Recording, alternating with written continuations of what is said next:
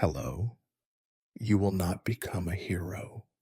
Your name will not make it into the legends, and your final hours will not be immortalized in cathedral stained glass. Your death will not be a battle on a field of honor, nor the result of great house intrigue, nor even a sudden fall from an enemy's arrow. You will die as thousands did in your era, slowly, painfully, with no hope of salvation, in a damp bed, surrounded by the fear and helplessness of adults. But before you settle in, don't forget to like this video and subscribe to the channel, and let me know in the comments which city you're watching from and what time it is there. I'm really curious to see who has joined us. Now, make yourself comfortable. We're about to begin. You are born into a world that has no understanding of bacteria, viruses, or the invisible terrors lurking in every drop of water and every breath of air. It is the middle of the 13th century, which sounds romantic and full of knights and banners when told by poets, but for you, it means something much simpler and much colder. Drafts through stone walls, straw mats that never quite lose the smell of mold, and the constant, omnipresent fear of getting sick. Your world is ruled not by science, but by superstition, and yet nobody ever calls it superstition. Instead, people believe what they have been told for generations. They are convinced that illnesses come from miasmas, bad airs that seep through city walls, or from sins you have surely committed without even knowing it. The only books anyone reads are about saints, omens, or the correct shape of a loaf of bread.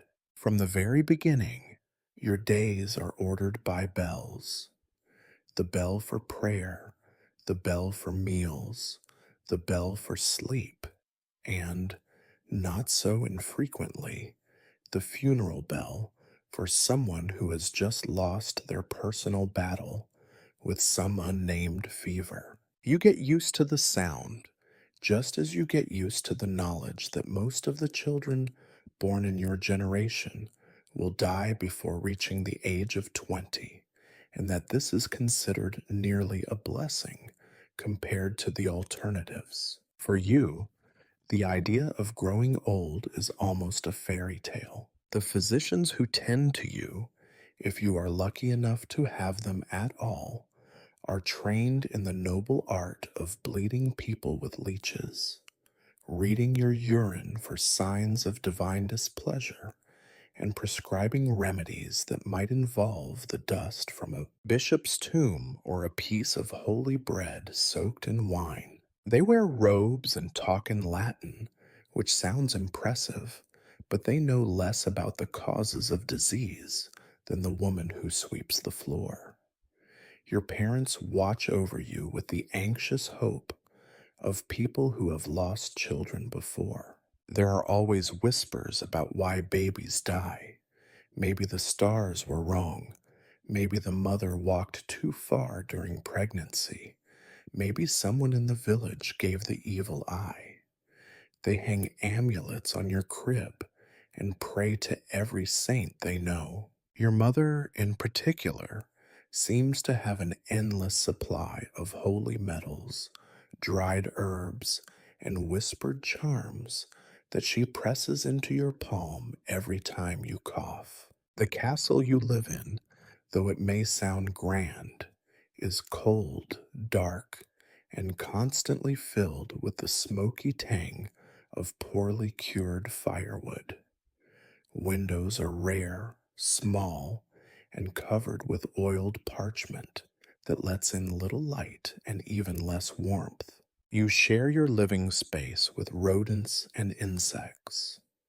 The latter make up an entire ecosystem on your body, their bites indistinguishable from the rashes and red marks that come and go with the seasons. Sometimes you feel like you are little more than a guest in your own skin. Your earliest memories are already haunted by the reality of sickness. Someone is always ill: an uncle with a persistent cough, a servant who seems to fade away with each passing week, a friend who was there at breakfast but is gone by supper time. When you are very young, you ask where they have gone. By the time you are old enough to understand, you have stopped asking.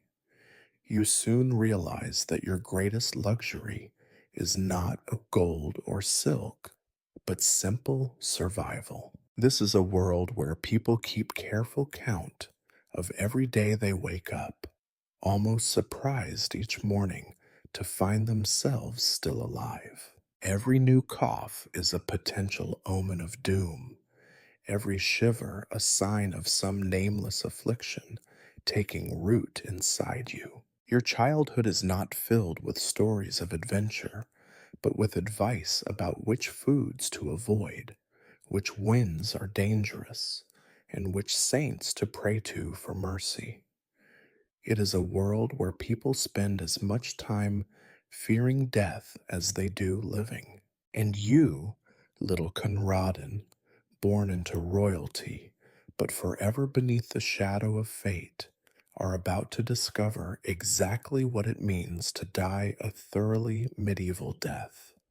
Slowly, painfully, and surrounded by well meaning people who have no idea how to help. You do not know it yet, but your story is already halfway written.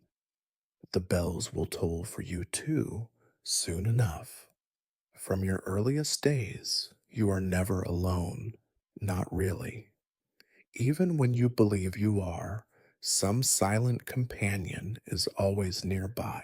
Sometimes, this companion is a flea crawling behind your ear. Sometimes, it is a shadow of fever passing across your forehead, or a chill in your bones that you cannot shake no matter how many furs they pile upon your small body. It is only much later, long after you are gone, that people will give names to these invisible forces: bacteria, viruses, parasites. But in your world, these words do not exist. You only know that something is always wrong. Your childhood is a parade of little discomforts and larger miseries.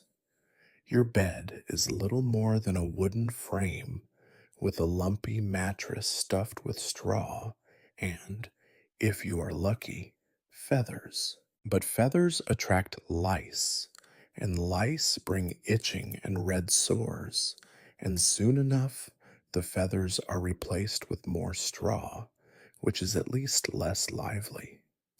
The castle's walls sweat with damp, so that in winter the stones seem to bleed water. Mold grows in every corner. Sometimes you think it is growing in your lungs too, as you cough up a thick greenish phlegm that smells like the crypt. You are not the only one. At any given moment, someone in your household is dying. One of your cousins is always coughing. She calls it the night cough, and in the morning her sheets are stained with blood. You have a brother who shakes with chills all night long, even in the heat of summer, and whose lips sometimes turn blue. Servants come and go so quickly that you stop learning their names. One day you see them carrying water up to your room. The next, they have vanished, their places filled by strangers who eye you warily and try not to breathe too deeply. No one expects you to be healthy. Exactly. Health is not your birthright, not even as the last Hohenstaufen, heir to a long line of kings and emperors. It is a kind of temporary grace, a brief reprieve before the next round of affliction. If you make it to adulthood, people will say you were lucky, as if luck is the only medicine anyone has. Your parents treat illness as something almost inevitable. When you wake in the night shivering and vomiting, your mother will bring a candle to your bedside, check your pulse with trembling fingers, and cross herself 3 times. It is just the humors out of balance, she says. Then she will feed you wine mixed with powdered pearls, or make you swallow the dried heart of a blackbird wrapped in linen. You learn early on not to ask what any of it means. Your father, busy with politics, mostly stays away. He cannot afford to catch what you have, but he prays for you anyway. You listen to the adults. They talk about diseases as if they are storms. There is a fever in the town, one whispers. The boils are back, another mutters. You imagine illnesses as clouds that roll over the hills and descend on your castle, choosing victims at random. Sometimes, when you are sick in bed, you stare at the ceiling and count the spiders spinning their webs in the corners, trying to guess who the disease will visit next. For entertainment, you watch funerals. They are frequent, somber, and always the same. The priest, who smells of incense and damp wool, intones Latin words that no one understands. People cry or do not cry, depending on how close they were to the deceased.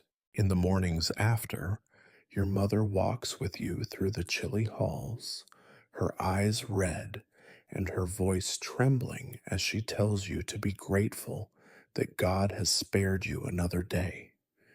But you see how tired she is, how afraid. Sometimes you play with the other children of the household, but never for long. One day, your closest friend is carried away by his parents, his face blistered and purple, and you are told never to speak his name again. He has gone to heaven, they say. The kitchen maid dies of something that makes her skin turn yellow. The stable boy limps for weeks after a fever in the bones and then disappears entirely. Illness is the background music of your life, a constant, discordant note. You learn quickly not to trust health. Even when you feel well, you know it will not last. Your body is a battlefield, and you are never sure which side will win. If you confess to feeling tired, you are sent to bed with hot stones at your feet and a concoction of herbs so bitter you gag at the first sip. If you say you are hungry, the cook will bring you broth with suspicious lumps and promise it is good for your humors. Everything is about the humors: yellow bile, black bile, blood, and phlegm. You do not understand them, and neither does anyone else, but everyone believes in them more than they believe in saints. And yet, in this world of constant sickness, life continues. You wake, you eat, you try to play. Sometimes you even forget, for a few blissful hours, that death is waiting somewhere in the shadows. The sun shines, the bells ring, and for a little while you almost believe you are safe. Almost, but you are not safe.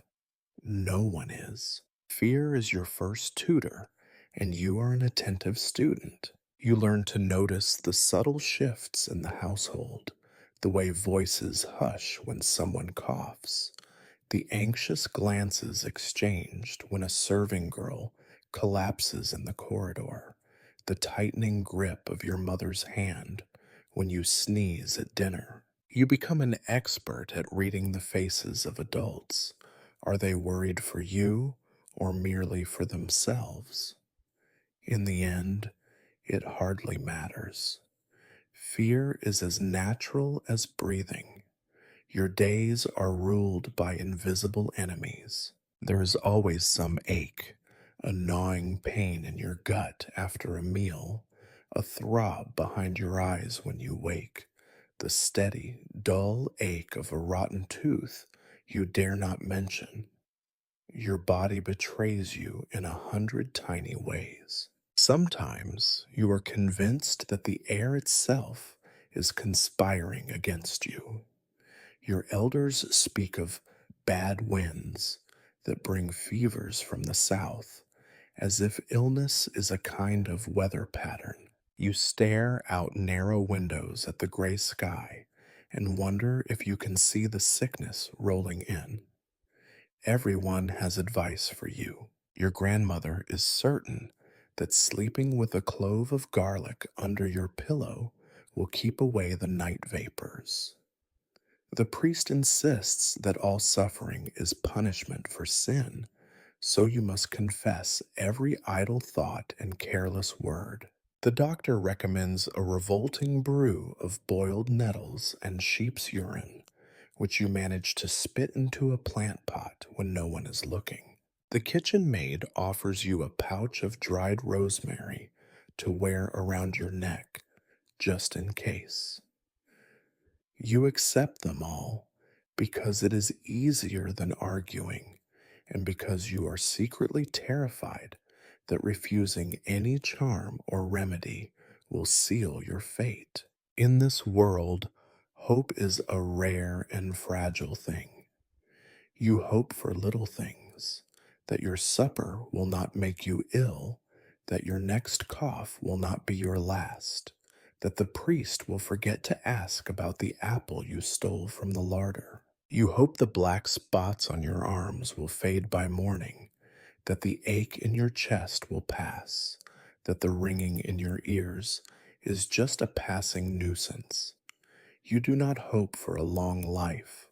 You are not foolish. You have seen too many others, cousins, siblings, friends, taken away by fevers that no one can name, only to be remembered in hurried prayers and whispered warnings. At night, when you lie in your creaking bed and listen to the castle settling around you, your mind races with all the fears you cannot voice. You are afraid of the dark, of the silence, of the dreams in which you walk alone through endless empty halls.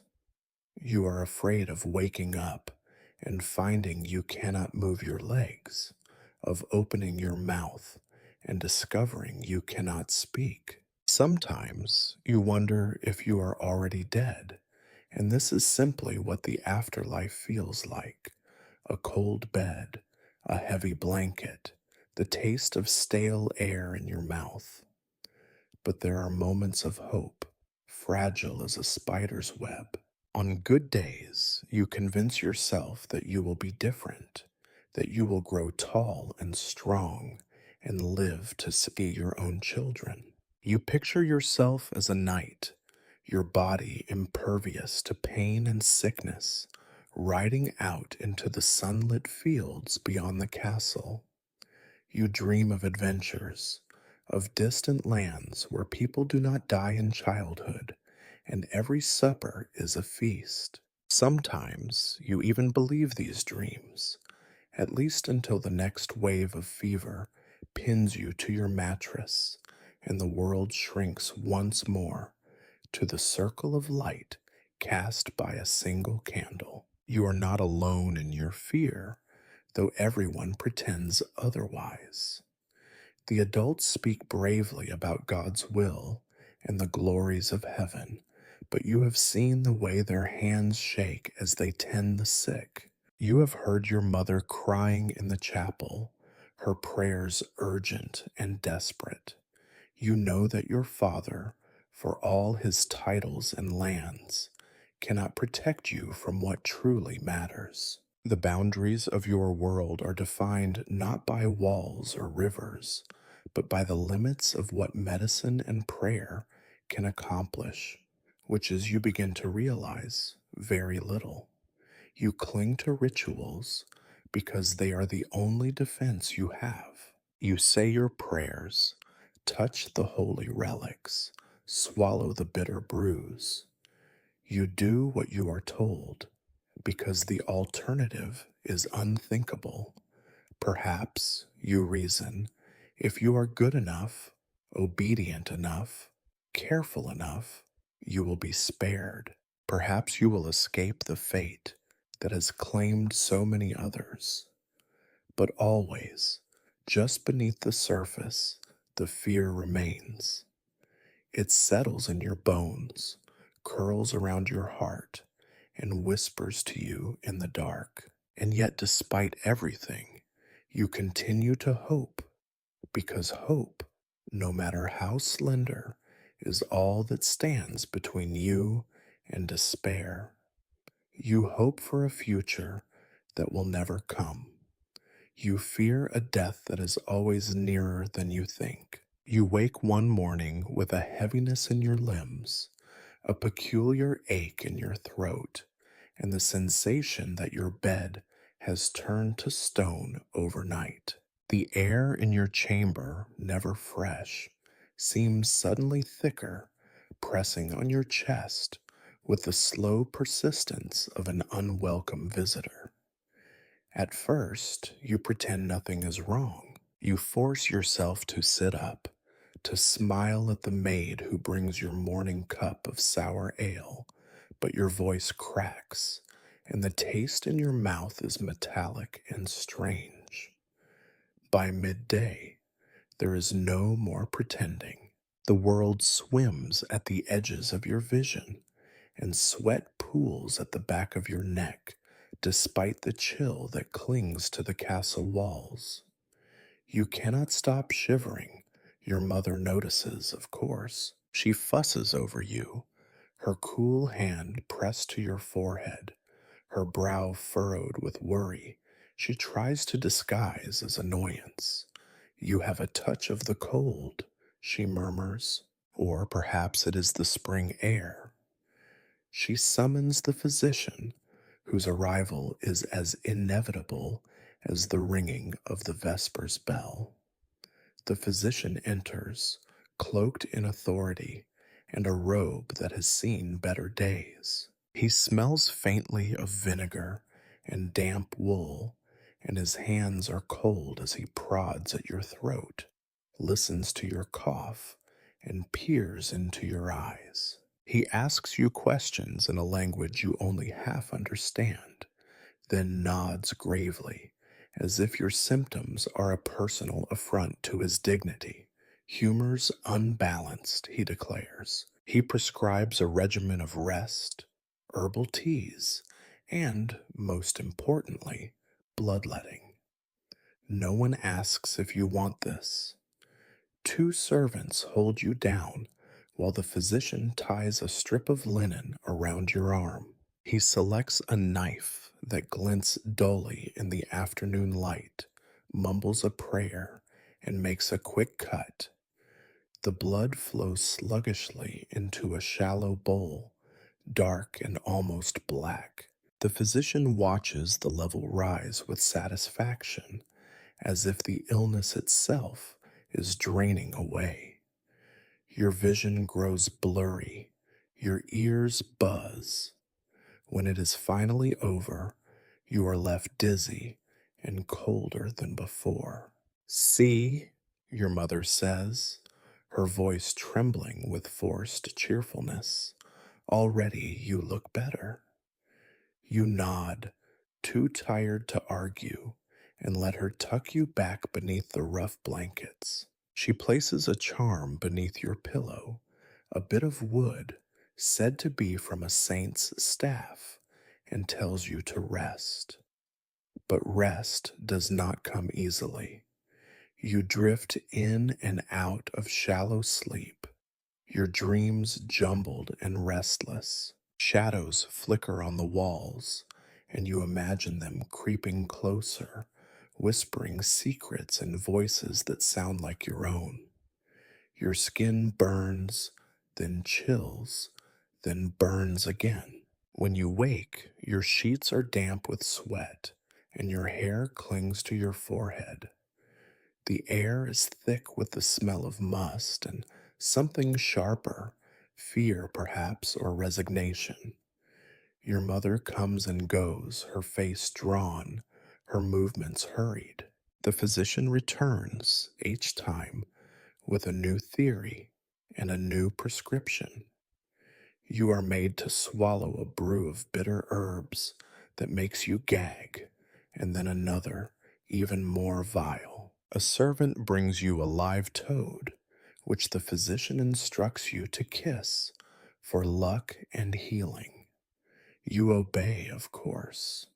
What else can you do? Every remedy is a ritual, every gesture a hopeful defiance of the unknown.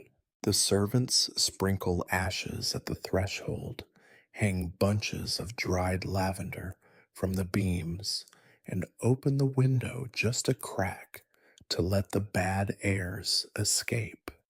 Your room becomes a battlefield of scents: smoke, vinegar, urine, sweat. The battle is fought in whispers and furtive glances, as if naming the sickness aloud will give it more power.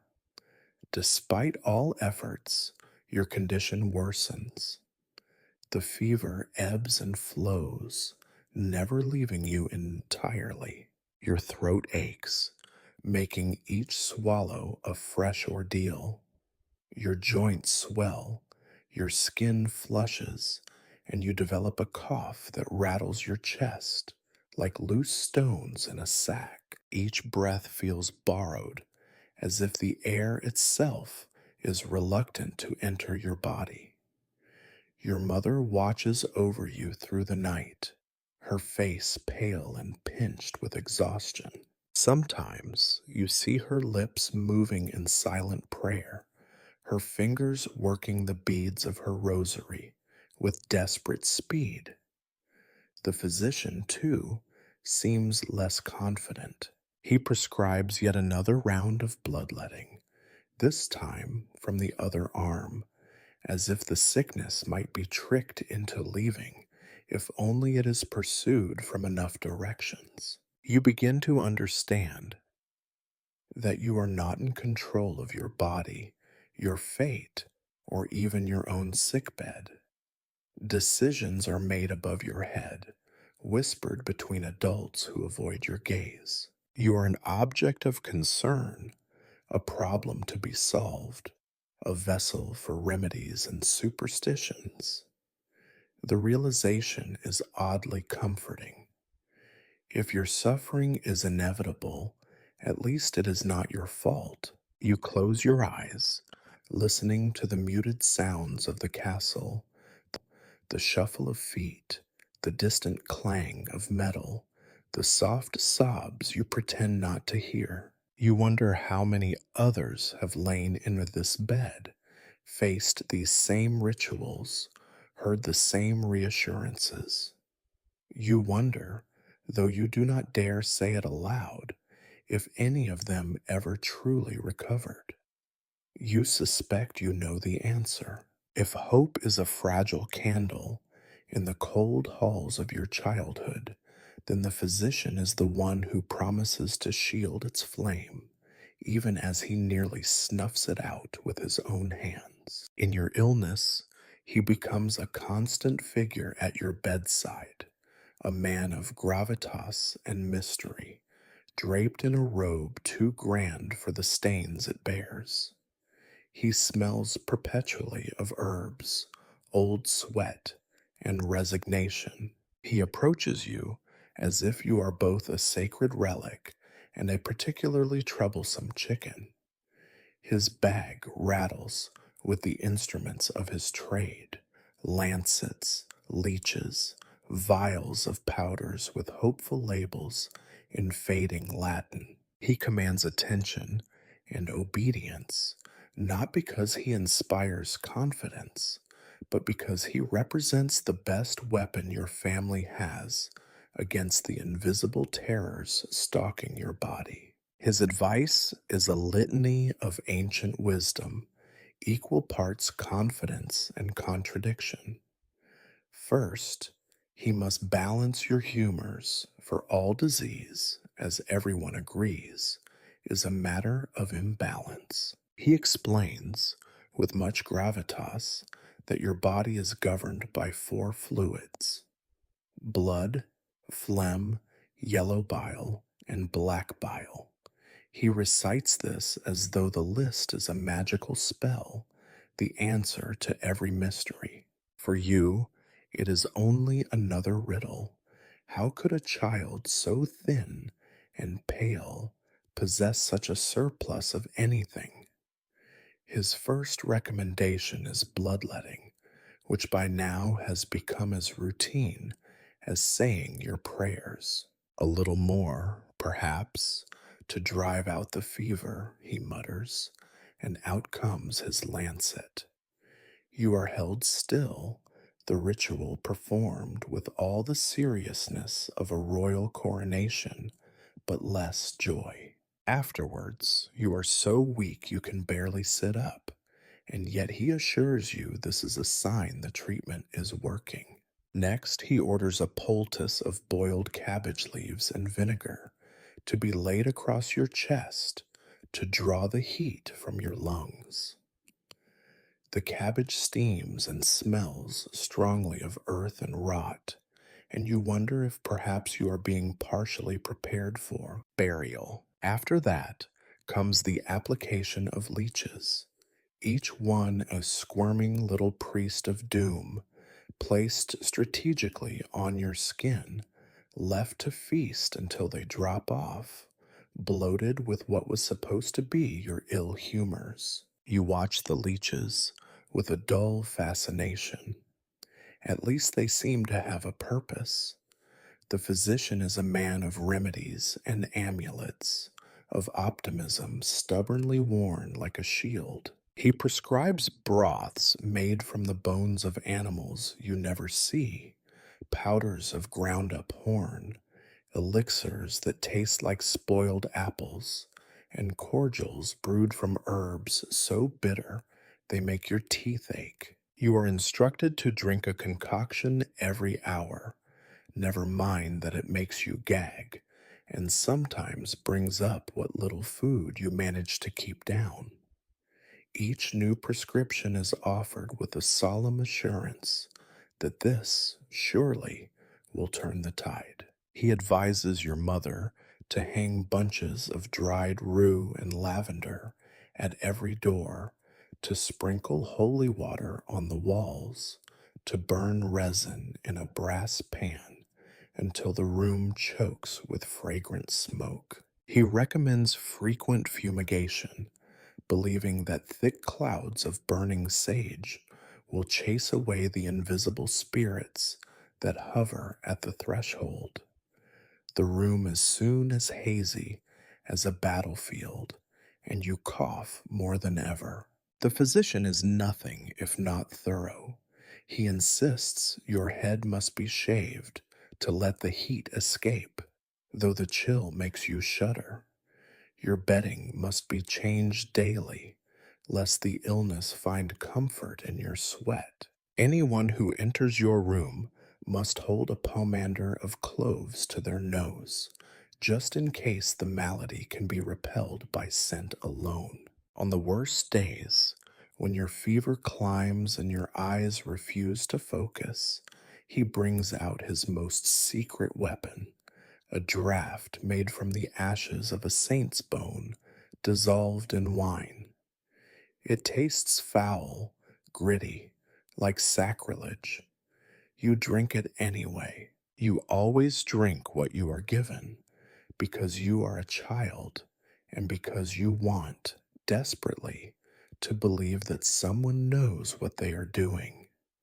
He mutters incantations in Latin, though you suspect he is only reciting medical texts by rote. Sometimes he consults the stars, consulting an astrolabe, and noting your birth hour, convinced that your recovery depends as much on the planets as on his potions. If Mars is ascendant, your mother must wait a day to begin the next course of treatment, lest you anger the celestial order.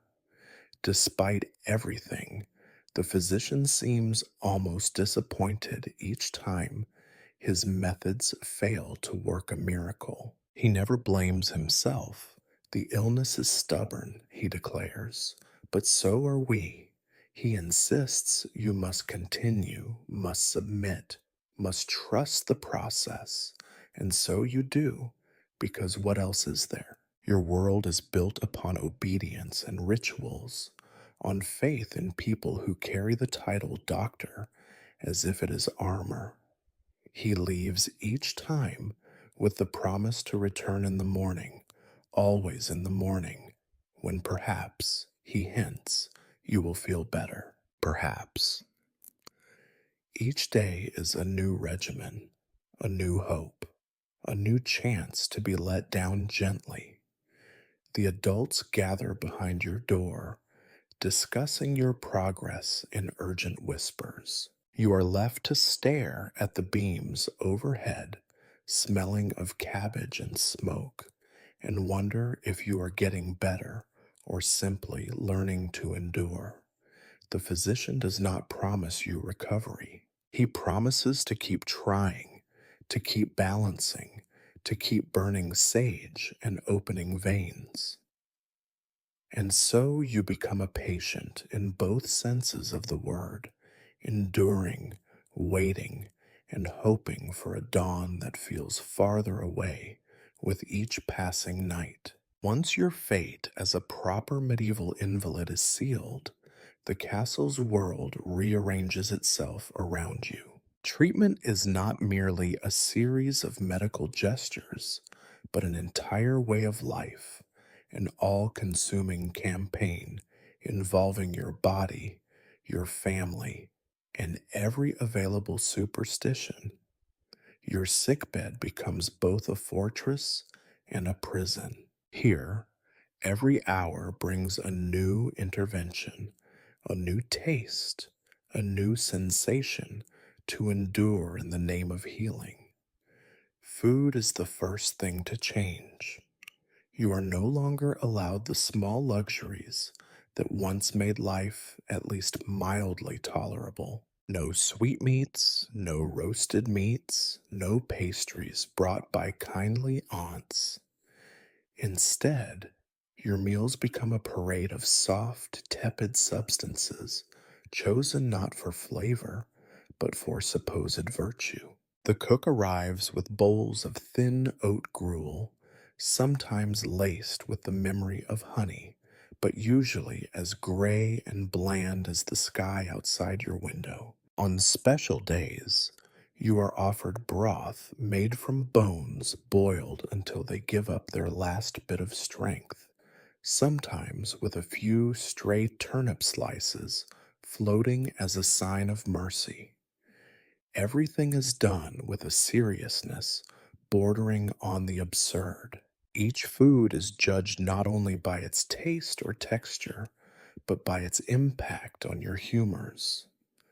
Oats are soothing to the stomach, broth is balancing, and onions are purifying, though they sting your mouth and linger long after the bowl is empty. Meat is considered too heating and excites the blood, so it is banished, except for the occasional sliver of chicken reserved for those near death. Eggs are debated furiously by your caretakers, sometimes prescribed, sometimes forbidden, always met with suspicion.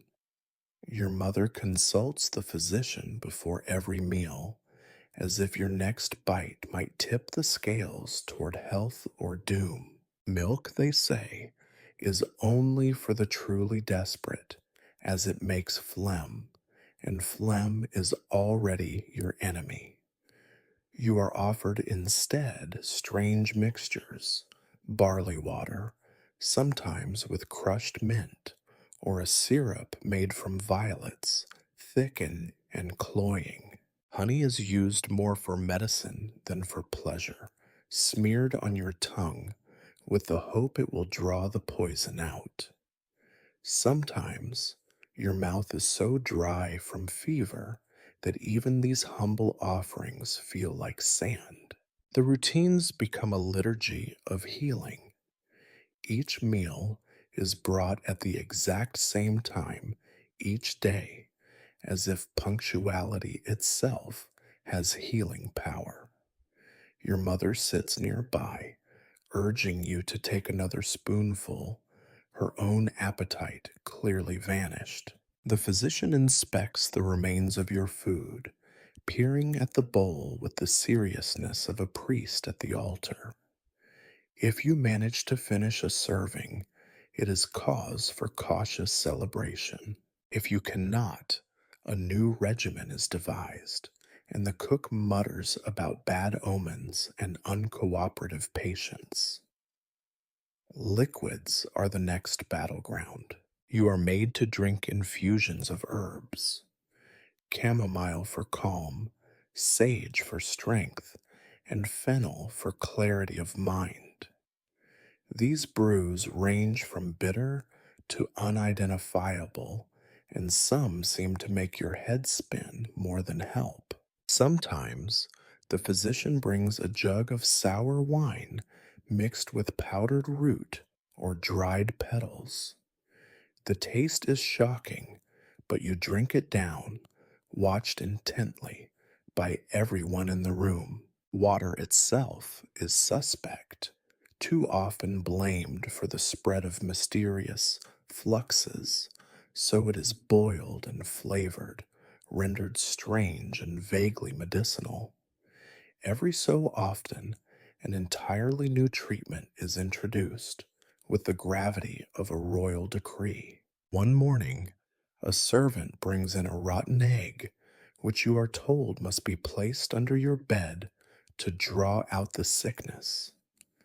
Another time, you are made to sleep with a piece of stale bread tied to your wrist to trap evil spirits before dawn. Comply, having learned that resistance brings only more lectures. Your bed is crowded with small bags of dried flowers, crusts of bread, and tiny crosses, protection from every angle, yet comfort from none. Your body is not spared. Poultices are applied to your chest and feet, made of boiled cabbage or hot bran, sticky and stifling beneath your blankets. Mustard plasters sting your skin, leaving angry red patches that at least distract from the pain elsewhere. If you complain of aches in your limbs, the physician orders your joints to be wrapped in wool soaked in vinegar. You sweat and shiver beneath the weight of all these ministrations. You become an object of endless attention, and yet, in your exhaustion, you cannot help but notice that no one really expects you to recover. The food, the drink, the rituals, they are less about cure than about routine, an endless turning of the wheel that keeps the adults busy and the shadows at bay. You eat what you are given, drink what is placed before you, and try not to think about how little anything has changed. Sometimes you dream of the forbidden foods, a crisp apple, a crust of bread fresh from the oven, even a greasy strip of meat. In these dreams, you feel strong and healthy again, your body your own. But morning comes, and the oat gruel is waiting, and the endless cycle begins again. Your world narrows to the taste of herbs, the scrape of a wooden spoon against a bowl, and the heavy silence that follows each meal. You begin to wonder if health is simply the ability to eat what you like whenever you wish. It is a thought you keep to yourself. Outside your window, life goes on. Servants bustle, bells ring, and somewhere in the distance, someone laughs. Inside, your sick room is its own tiny universe, ruled by the laws of suffering and the hope, however faint, that tomorrow's meal might taste of something other than defeat. The longer your sickness lingers, the more time you have for thinking. As you lie in your creaking bed, staring at the cracked ceiling and the slow moving patterns of shadow and light, your mind becomes a theater for the grandest, most unsettling play, the contemplation of death. You have heard about death since you could first walk. The castle is full of it. Each corridor has seen its share of sudden absences, each stone worn smooth by footsteps that stop one day, never to return. The grown ups talk about it in hushed tones, only truly loud and confident when there is a priest in the room. You have watched funerals from the upper windows, little black shapes in the snow or mud, winding their way to the family chapel or to a patch of earth behind the stables. You have heard the cries and the prayers, and you have wondered where the souls of the lost go when the bells finally stop ringing. Now, as the fever waxes and wanes, you find yourself thinking about it with a clarity that frightens you. What is it like to die? Is it as cold as the nights without a fire? Is it sudden, a snap, and then nothing, or slow, like the way your own strength seeps out of you with each new day of sickness? Sometimes, in the dark hours just before dawn, when everyone else is asleep and the castle groans in the wind, you imagine yourself already gone. You picture your body under a shroud, your name muttered in prayers, your room empty and swept clean. You are not the only one who thinks this way. The adults, for all their rituals and reassurances, are just as haunted. You see it in the way your mother lingers in the doorway, not quite willing to say goodbye, and in the physician's heavy sighs as he packs his bag at the end of each visit. Even the servants, so practiced at the routines of sickness and recovery, avoid your eyes for too long. Everyone is waiting for you to either get better or get worse. There is no place for simply existing in between. The priest comes more often now. He brings a comforting presence, a familiar cadence of prayers, but even he cannot chase away the cold thought that sits in the center of your mind. He talks about suffering, about how it is a test and a gift, and how those who endure it will be rewarded in the next life. You listen because you have nothing else to do, and you wonder if the next life could possibly be less uncomfortable than this one. At times, you try to barter with God. If you survive, you promise to be good, to listen to your elders, to give up stealing pears from the orchard or teasing the kitchen cat. You vow to pray more, to speak kindly to your little brother, to never complain about oat gruel again. You whisper these bargains into your pillow, unsure if anyone is listening. You have heard that saints sometimes intervene, so you try to remember their names and recite them like a secret code. Your dreams become strange and heavy. You see the faces of people you barely remember, cousins who died young, the old gardener who disappeared one winter, even the little dog that vanished after a bout of coughing. They drift through your mind, silent and peaceful, sometimes beckoning you to follow. You wake with your heart racing, tangled in sheets damp with sweat, unsure if you are happy to still be in this world or disappointed. The more you dwell on death, the more ordinary it seems. It is not a monstrous thing, not a stranger lurking in the shadows, but a companion who waits with infinite patience. You begin to understand the resigned look in the eyes of those around you, the acceptance woven into every prayer and every ritual. Life is fragile, easily broken by a cold wind or a bad meal, and death is simply what comes next. There is a certain peace in this knowledge, though it is a peace edged with dread.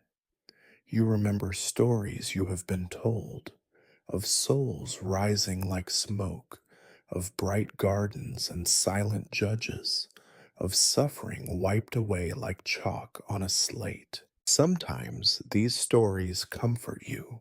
Sometimes they seem like fairy tales for children, no different than tales of dragons or golden apples. You cannot help but wonder which, if any, are true.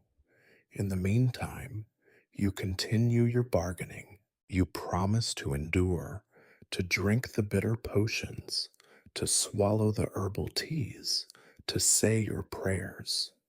You imagine yourself surviving, growing tall and strong, telling this story one day to someone else in a sick bed.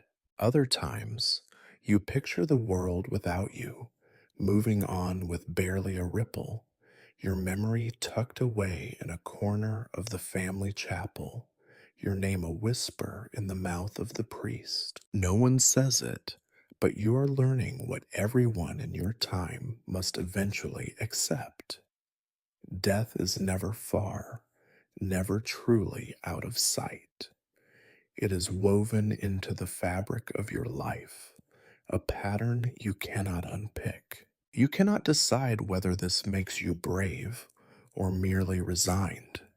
Still, in the space between fever dreams, you hope. You hope that tomorrow the pain will be less, that the cough will ease, that you will once again walk the halls of the castle in the sunlight. Hope, even as you contemplate the end, remains a stubborn, flickering flame. As the days of illness stretch into weeks, you find the world shrinking around you. At first, there were the constant comings and goings of servants and physicians, the hovering presence of your mother, the soft footsteps in the corridors outside your chamber. But soon, the visits dwindle, the sounds fade, and a peculiar silence settles in. It is the silence of isolation, a slow, suffocating absence that leaves you alone with your thoughts and your fever. You are moved to a separate room, one at the farthest end of the castle, away from the warmth of the kitchen fires and the laughter that sometimes echoes from the halls. Your new chamber is small and damp, with a window so narrow that only a sliver of light finds its way in. The walls, thick and rough, seem to lean inward, as if to whisper their own secrets to you. The bed is lower, the mattress lumpier, the blankets coarser. The air is heavy with the smell of old straw, dust, and something sharp. Fear, perhaps, or the unspoken knowledge of all who have been sick here before you. It is a practical measure, your isolation. The grown ups say it is for your own good and for theirs. We must not let the sickness spread, they say. You know it is also because they are afraid, afraid of you, of your breath, of the invisible thing that has taken root in your body and might leap into theirs. You become a pariah in your own home, a living warning to those who pass your door. The servants come less often now, and when they do, They hurry.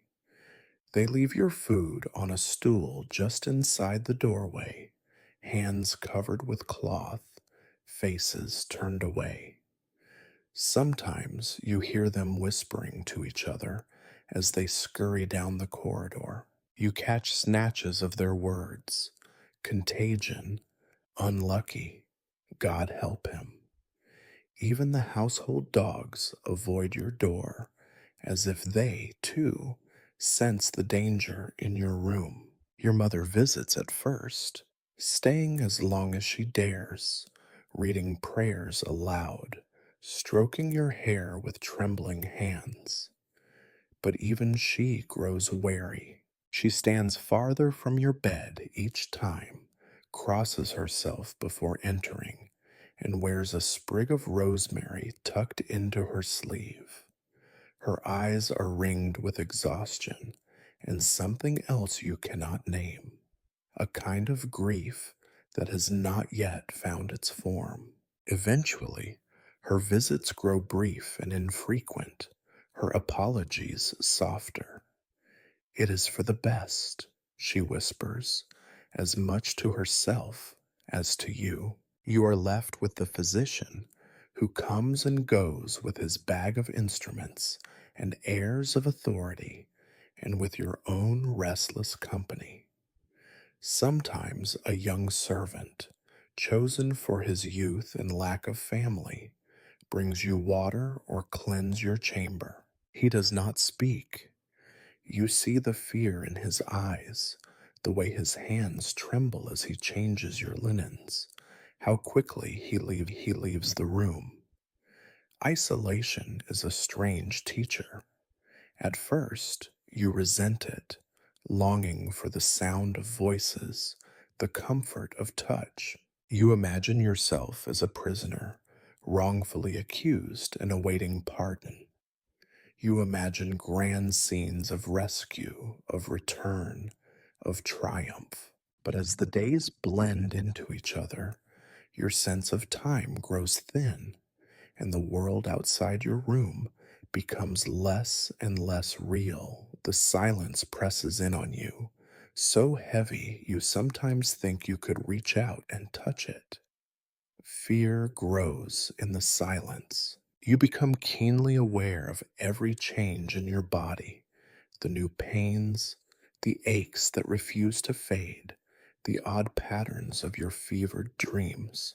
Each new symptom feels like an accusation, a sign that you are slipping further from the living and into some other realm. You listen to your own breathing, counting the spaces between each breath, wondering if the next one will come. At night, your room is a box of darkness. The sounds that once comforted you, the bustle of servants, the distant laughter, even the tolling of bells, are gone. Instead, you hear the tick of your own heartbeat, the rasp of your breath, the occasional scuttle of a rat in the walls. The shadows in the corners grow larger, and your mind fills them with shapes and stories. You remember tales of spirits who visit the dying, of ghosts who come to carry away the soul. Sometimes, half awake and sweating, you think you see them, flickers of white, faces at the window, the brush of cold air against your skin. There is a peculiar shame in your isolation. You feel, in some deep, irrational way, that your illness is your own fault, a punishment for sins, real or imagined. You remember every time you disobeyed your elders, every lie, every stolen trinket. The prayers you murmur in the darkness become more desperate, bargains struck in the hope that someone, anyone, is listening. The isolation becomes its own kind of sickness, gnawing at your thoughts, coloring your dreams, turning each day into a mirror of the last. You wonder if you are being forgotten, if the world outside your narrow window has moved on. You fear not only death, but oblivion, the erasure of your name, your voice, your very self. And yet, in the stillness, you begin to understand the truth that everyone in your time knows but seldom says. Sickness is as much about loneliness as pain, as much about the world withdrawing from you as your body failing from within. You are alone, truly alone, and it is this, as much as any fever or ache, that makes you afraid. Your isolation does not stop the flow of people intent on your recovery, or at least their own sense of duty.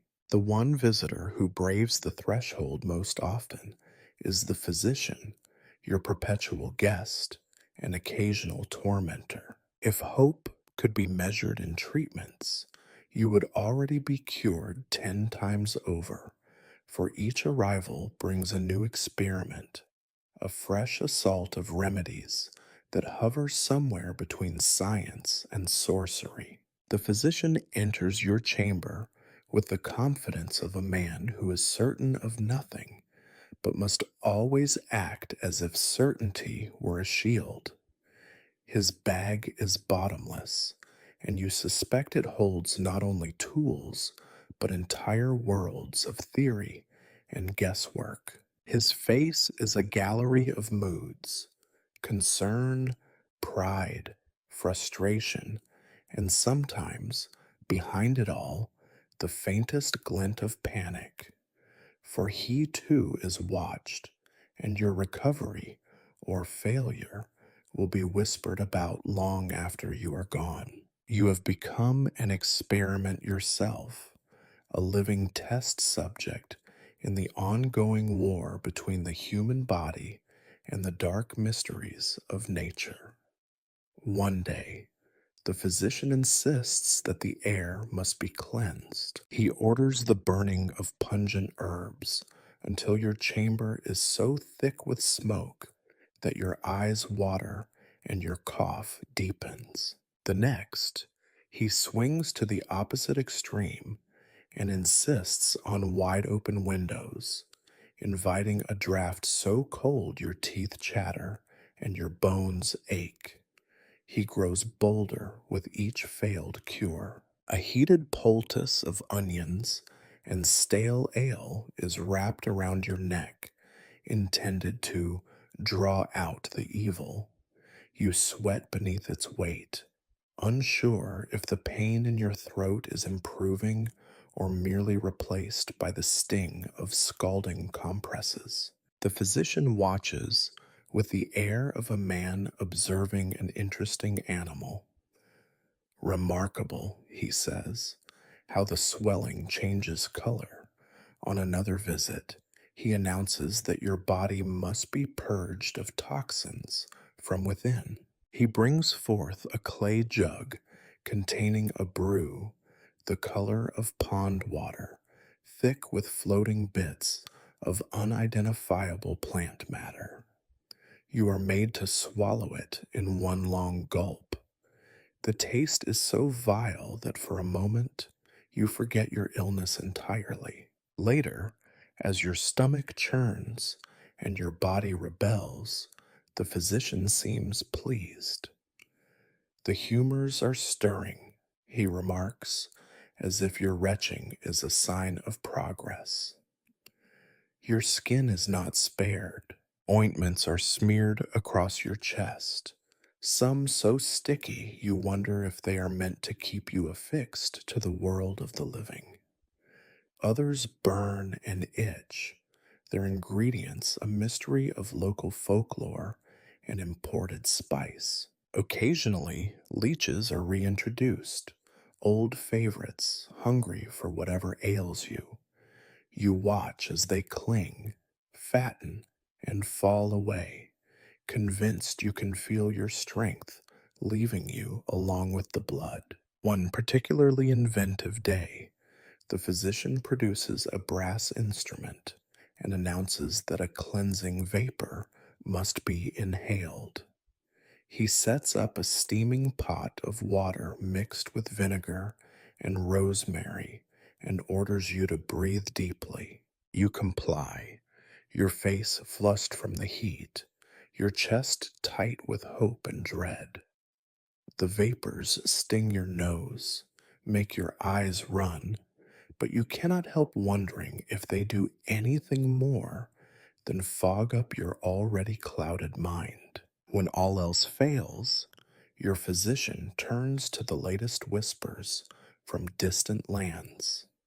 He arranges for a fresh supply of ground unicorn horn, really just powdered bone, but the label inspires more confidence and mixes it into your broth. He debates with himself whether to try the newly popular cupping, and you are secretly relieved when he decides your skin is too fragile for another ordeal. Still, each new idea is tried, every experiment documented in his ledger, your responses analyzed with the solemnity of a monk deciphering scripture. Sometimes other healers are called in, a woman from the village who brings charms and mutters strange prayers, a barber who swears by the restorative power of shaving one's head and trimming nails to the quick, a peddler hawking mysterious powders that promise miracles. Each visitor brings hope and fear in equal measure, for every remedy carries its own risks and indignities. The castle itself seems to respond to the physician's crusade. Your chamber fills with the scents of vinegar, garlic, burning sage, and damp linen. Servants tiptoe past your door, their faces pinched with anxiety. Your mother asks, with a kind of weary hope, if you are feeling any better, and you learn to nod, knowing the answer does not matter. In quieter moments, you begin to suspect that your illness is not only in your flesh, but in the hearts and minds of those who care for you. Their desperation for a cure, for some meaning in the suffering, turns you into a canvas for their anxieties and beliefs. You are poked, prodded, and purged in the name of progress, though no one can say what progress would look like. Yet, for all their experiments, you remain sick, neither living fully nor dying quickly. The physicians will keep coming, the treatments will continue, and your body will remain a field of battle, marked by scars and hope, and the unyielding, unknowable will of fate. At first, you cling to small signs of hope, a morning when your head feels lighter, an evening when the cough seems quieter, the faintest taste returning to your mouth. But hope, in your world, is a frail reed. The illusion does not last. As the days drag on, your symptoms gather momentum. Fevers no longer come in gentle waves, but surge through you like wild tides, leaving your body limp and heavy, as if your bones are made of lead. Your sheets are constantly soaked with sweat, yet you shiver as though caught in a winter storm, teeth chattering even as the fire blazes in the grate. No amount of blankets seems to warm you, and each movement, no matter how slight, draws forth a fresh ache from muscles you did not know you had. Your breath is now a labor. Each inhalation rasps through your chest, scraping at the insides of your lungs. You cough, a deep, rattling sound that makes your ribs ache and your vision blur with tears. The cough comes so often you lose track of time, lose your place in conversation, lose the thread of your own thoughts. The pain is not only physical, it becomes a kind of music, a background hum to every moment of the day and night. Your body betrays you in other ways. Your limbs, once restless and eager to be moving, now tremble without reason. Sometimes your hands shake so violently you cannot hold a cup. Your legs feel like water, barely strong enough to support you even on the short journey from bed to chamber pot. The physicians debate whether this is a shaking ague, a bad sign, or simply the toll of too many bloodlettings and sleepless nights. The physician, never lacking in new ideas, insists on more aggressive remedies. Hot bricks are pressed against your feet, then cold compresses to your head, as if confusion itself might frighten the sickness away. The endless cycle of poultices, leeches, and bitter infusions continues, each treatment more desperate than the last. Your skin grows blotchy from ointments, red from irritation, and thin from the constant touch of unfamiliar hands. Your senses blur. The world grows distant at the edges, like you are viewing your own life from across a river. Sleep becomes as fragmented as your strength. At night, you drift between uneasy slumber and sharp, panicked awakenings. Sometimes you wake choking, desperate for breath, heart pounding in terror. Sometimes you wake to silence, so thick it feels like drowning. Shadows on the walls shift and twist, shaped by your feverish imagination into faces, some familiar, some grotesque, some perhaps your own, reflected back from the other side of suffering. Your mind is not spared by the worsening.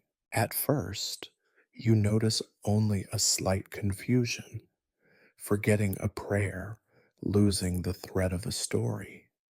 But as the fevers mount, your thoughts turn tangled and wild. You find yourself speaking aloud, answering questions no one has asked, hearing distant bells that never ring. Once, in the darkness, you are convinced you see your mother at the foot of the bed, only to realize it is your own cloak slumped over a chair. The line between dreams and waking grows faint. You wonder if, perhaps, the world outside your room has ceased to exist. Around you, the rituals intensify. Servants hurry in and out, whispering behind closed doors. The physician's visits are more frequent, his remedies more frantic. He speaks in low, urgent tones to your mother, sometimes shaking his head, sometimes making the sign of the cross. Your mother spends more time in prayer, her eyes red, her hands raw from clutching her rosary. The household is on edge, as though your sickness is a storm about to break over them all. You are aware, even through the fog of illness, that you are becoming a burden. One more problem for a world already weighed down by too many losses. You see the fatigue in the faces of those who care for you, the fear in the eyes of the servants who carry away your soiled linens. No one says it aloud, but the message is clear. Your chances are slipping away, day by day, hour by hour. Still, in your more lucid moments, you wonder if anyone truly believes you will recover. Perhaps they tell themselves that miracles happen, that the next treatment will bring a change. Perhaps you tell yourself the same, in the fevered hope that tomorrow you will wake to find the pain receded, your strength returned, your room filled with sunlight and laughter. But each day is darker than the last. The world narrows to the sound of your own breathing, the taste of medicine and bile, the faint touch of a hand on your brow. You have become a battlefield where hope and despair fight their endless war. And as the illness worsens, you sense, dimly, but with growing certainty, that one of them will soon win. Just when you think the endless parade of remedies and hopeful faces cannot possibly offer anything new, the rhythm of your sick room shifts once more. The physician, his bag of tricks depleted and his pride battered, begins to look beyond the castle for help. It is then that the wise women arrive, summoned from the fringes of the estate, women who are neither fully accepted nor fully shunned, whose knowledge is old, murky, and often whispered about in the shadows. They enter your room quietly, with the calm self possession of those who have seen far worse. Their hands are rough from field work, their dresses faded and patched, their eyes sharp and wary. They bring no instruments or leather bound ledgers. Instead, their pockets bulge with dried herbs, pouches of bone and stone, bits of twine, and tiny bundles wrapped in linen and secured with knots no one else can untie. The physician watches with a mixture of skepticism and relief, as if hoping that if he stands far enough away, no one will question his own failures.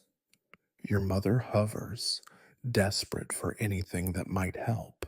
You, caught between fever and exhaustion, find the wise women's presence oddly comforting, less theatrical than the physician, less panicked than your mother, and far more practical than the priest. The wise women get to work with little fuss. They brew teas from yarrow and elderflower, each one darker and stranger than the last. They make you chew willow bark for the pain in your head and the fire in your limbs. You swallow, grimacing at the bitterness, but for the first time, no one tries to hide the flavor with honey or wine. Suffering here is simply named and met with a nod. Their advice is straightforward and without illusions. If the fever breaks, you will live, one woman says as she lays a cool cloth on your brow. If it does not, no saint nor king will change your fate. Her honesty is a bracing wind, cutting through the heavy fog of false reassurances. You feel oddly grateful, though her words are not what anyone else wants to hear. Their rituals are both simple and strange.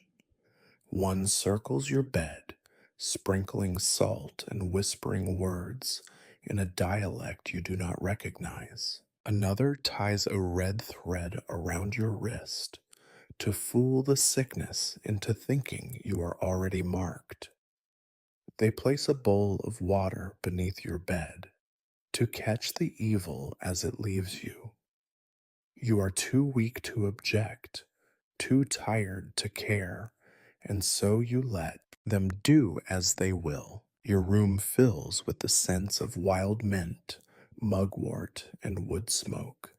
Between their ministrations, the wise women offer advice not only for your body, but for your soul. Rest when you can, but do not let yourself drift too far, one tells you, her voice as soft as old linen.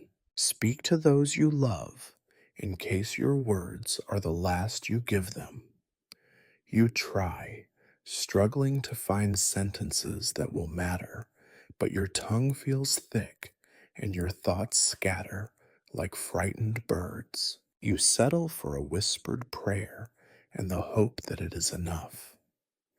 Sometimes the wise women argue softly among themselves, debating which charm is strongest, Which herb most likely to break your fever? They disagree openly with the physician, who blusters and frets, suggesting that their methods are superstition, but he offers no better solution.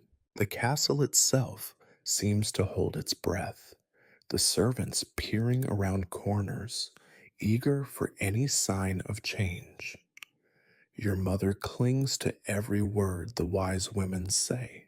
She watches them intently, her face a tapestry of hope and dread, as they crush leaves and stir boiling water.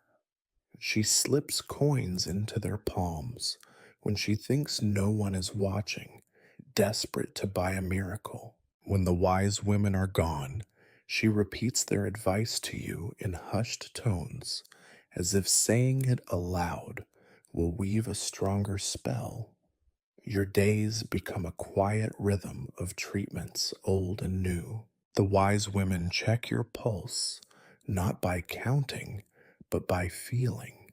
The gentle press of their fingertips against your wrist, the warmth of their palm on your cheek. They tell you stories, sometimes of others who have recovered from worse, though their tales do not promise happy endings so much as endurance.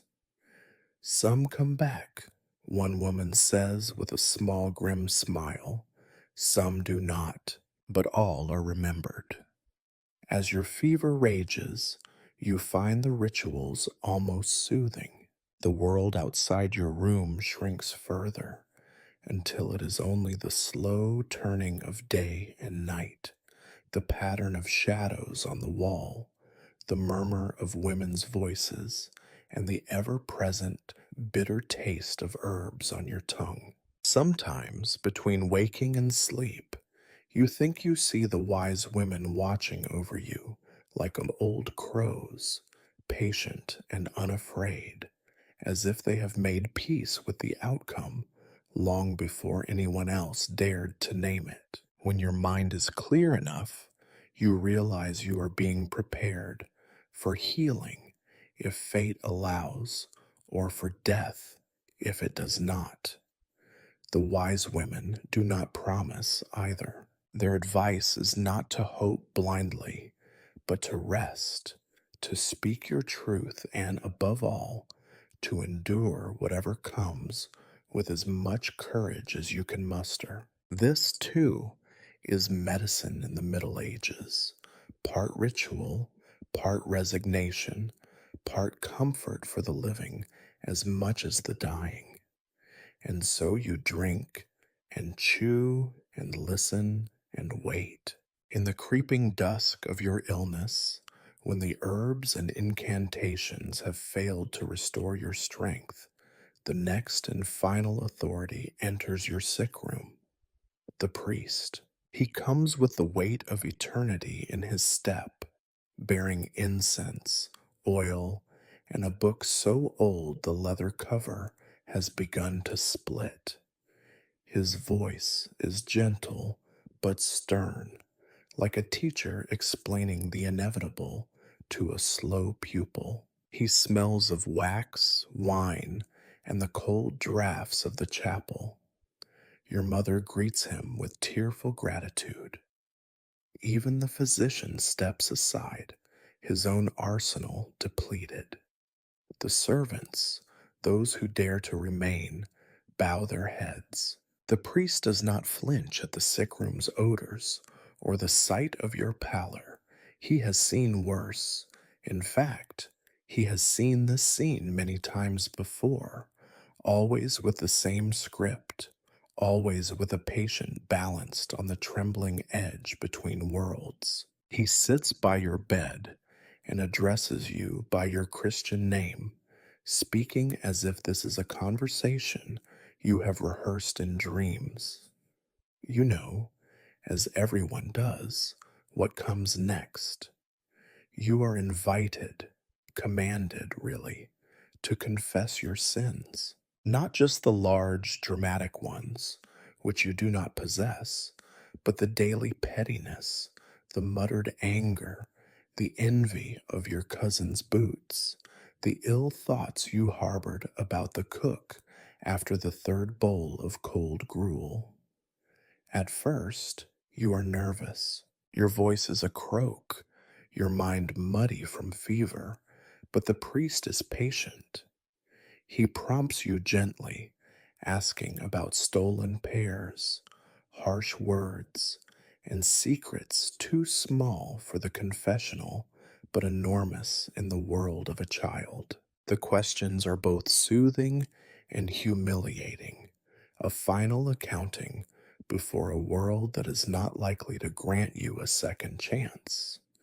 The priest does not judge. He nods, murmurs, and occasionally sighs with the practiced sympathy of a man who has heard every sin 100 times. Confession is supposed to bring relief, and in a way, it does. Unburdening yourself, you feel lighter for a moment, as if your body could float up from the straw mattress and slip out through the thin, grimy window. You ask forgiveness for things you barely remember and for things you are sure were not your fault. Did you really push your brother into the duck pond or only wish you had? Does God care about such details? The priest listens, nods, and at last recites the words of absolution. He makes the sign of the cross over you, and for a moment you feel the strange comfort of ritual, ancient, familiar, and impossibly distant from your suffering. Your mother weeps quietly in the corner, her prayers mixed with relief and dread. The priest instructs her in the final preparations. More prayers, more candles, more hope against hope.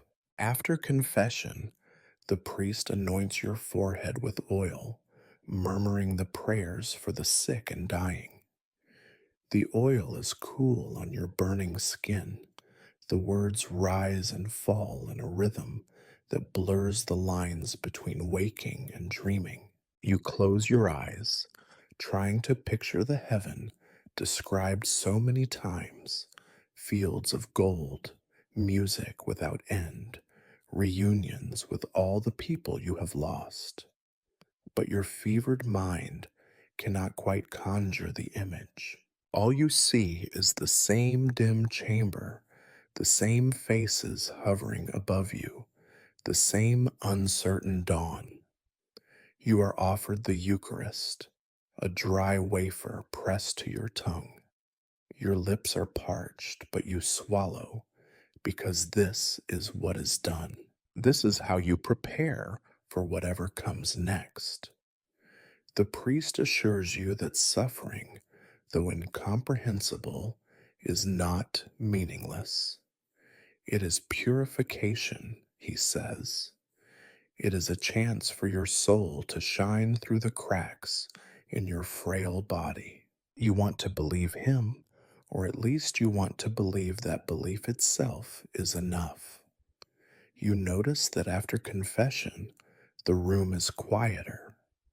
The adults' movements grow softer, their voices more careful. There is an unspoken sense that the last earthly business has been completed, that you are now the ward of higher authorities.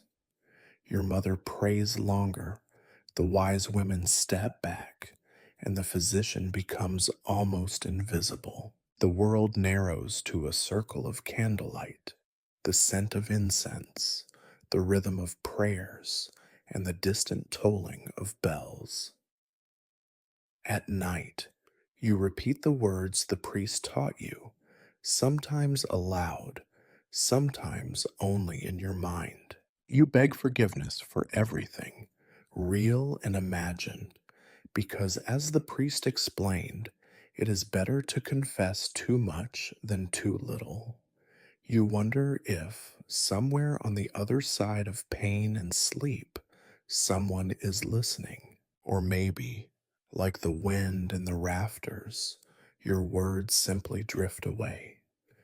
There is a peculiar peace in confession, a surrender that is not quite defeat.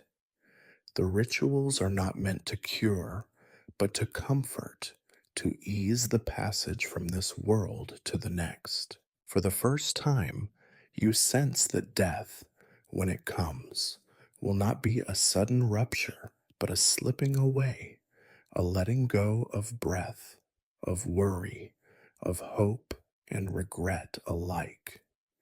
You are as ready as anyone ever is. When the sun finally slips behind the castle walls and the feeble candle on your table flickers against the darkness, the long nights reveal their true nature. Daytime brings its parade of remedies and rituals, the shuffle of feet and the mutter of prayers.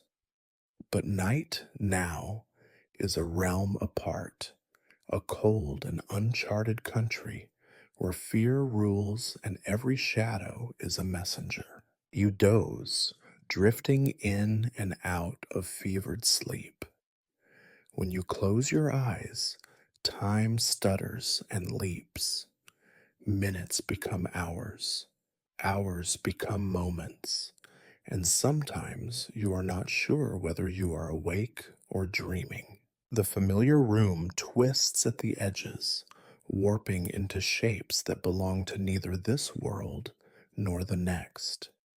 You hear whispers in languages you do not understand and see patterns flicker across the ceiling like smoke. Sometimes the visions are simple, a procession of faces, people you have lost and almost forgotten.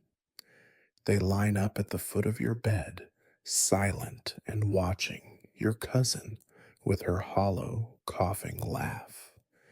The old stable boy who vanished one winter. The kitchen maid who once let you taste a spoonful of honey straight from the jar. They do not move or speak, but their eyes are fixed on you, full of a mute understanding. You wonder if they are waiting for you or merely reminding you of what is to come.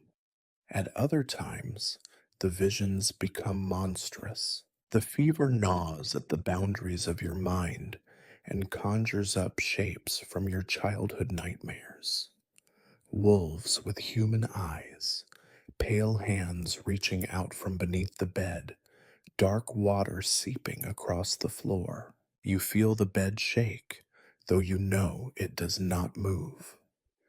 The walls breathe and sigh, their stones softening and pulsing like living flesh. You try to call out, but your voice is trapped behind your teeth, thick and powerless. It is not only what you see.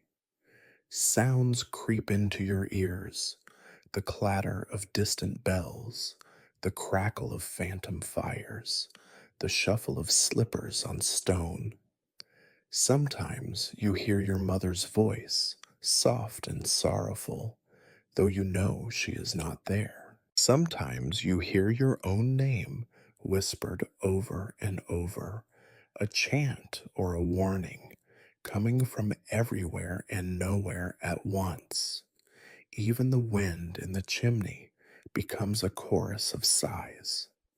On the worst nights, the horror is not outside, but within. Your thoughts scatter and reform into dark patterns. Guilt for things you have done, fear for what you might become, shame at your helplessness. You are tormented by what ifs and if onlys. Had you eaten less fruit, washed your hands more, listened more closely to the wise women, would you now be safe?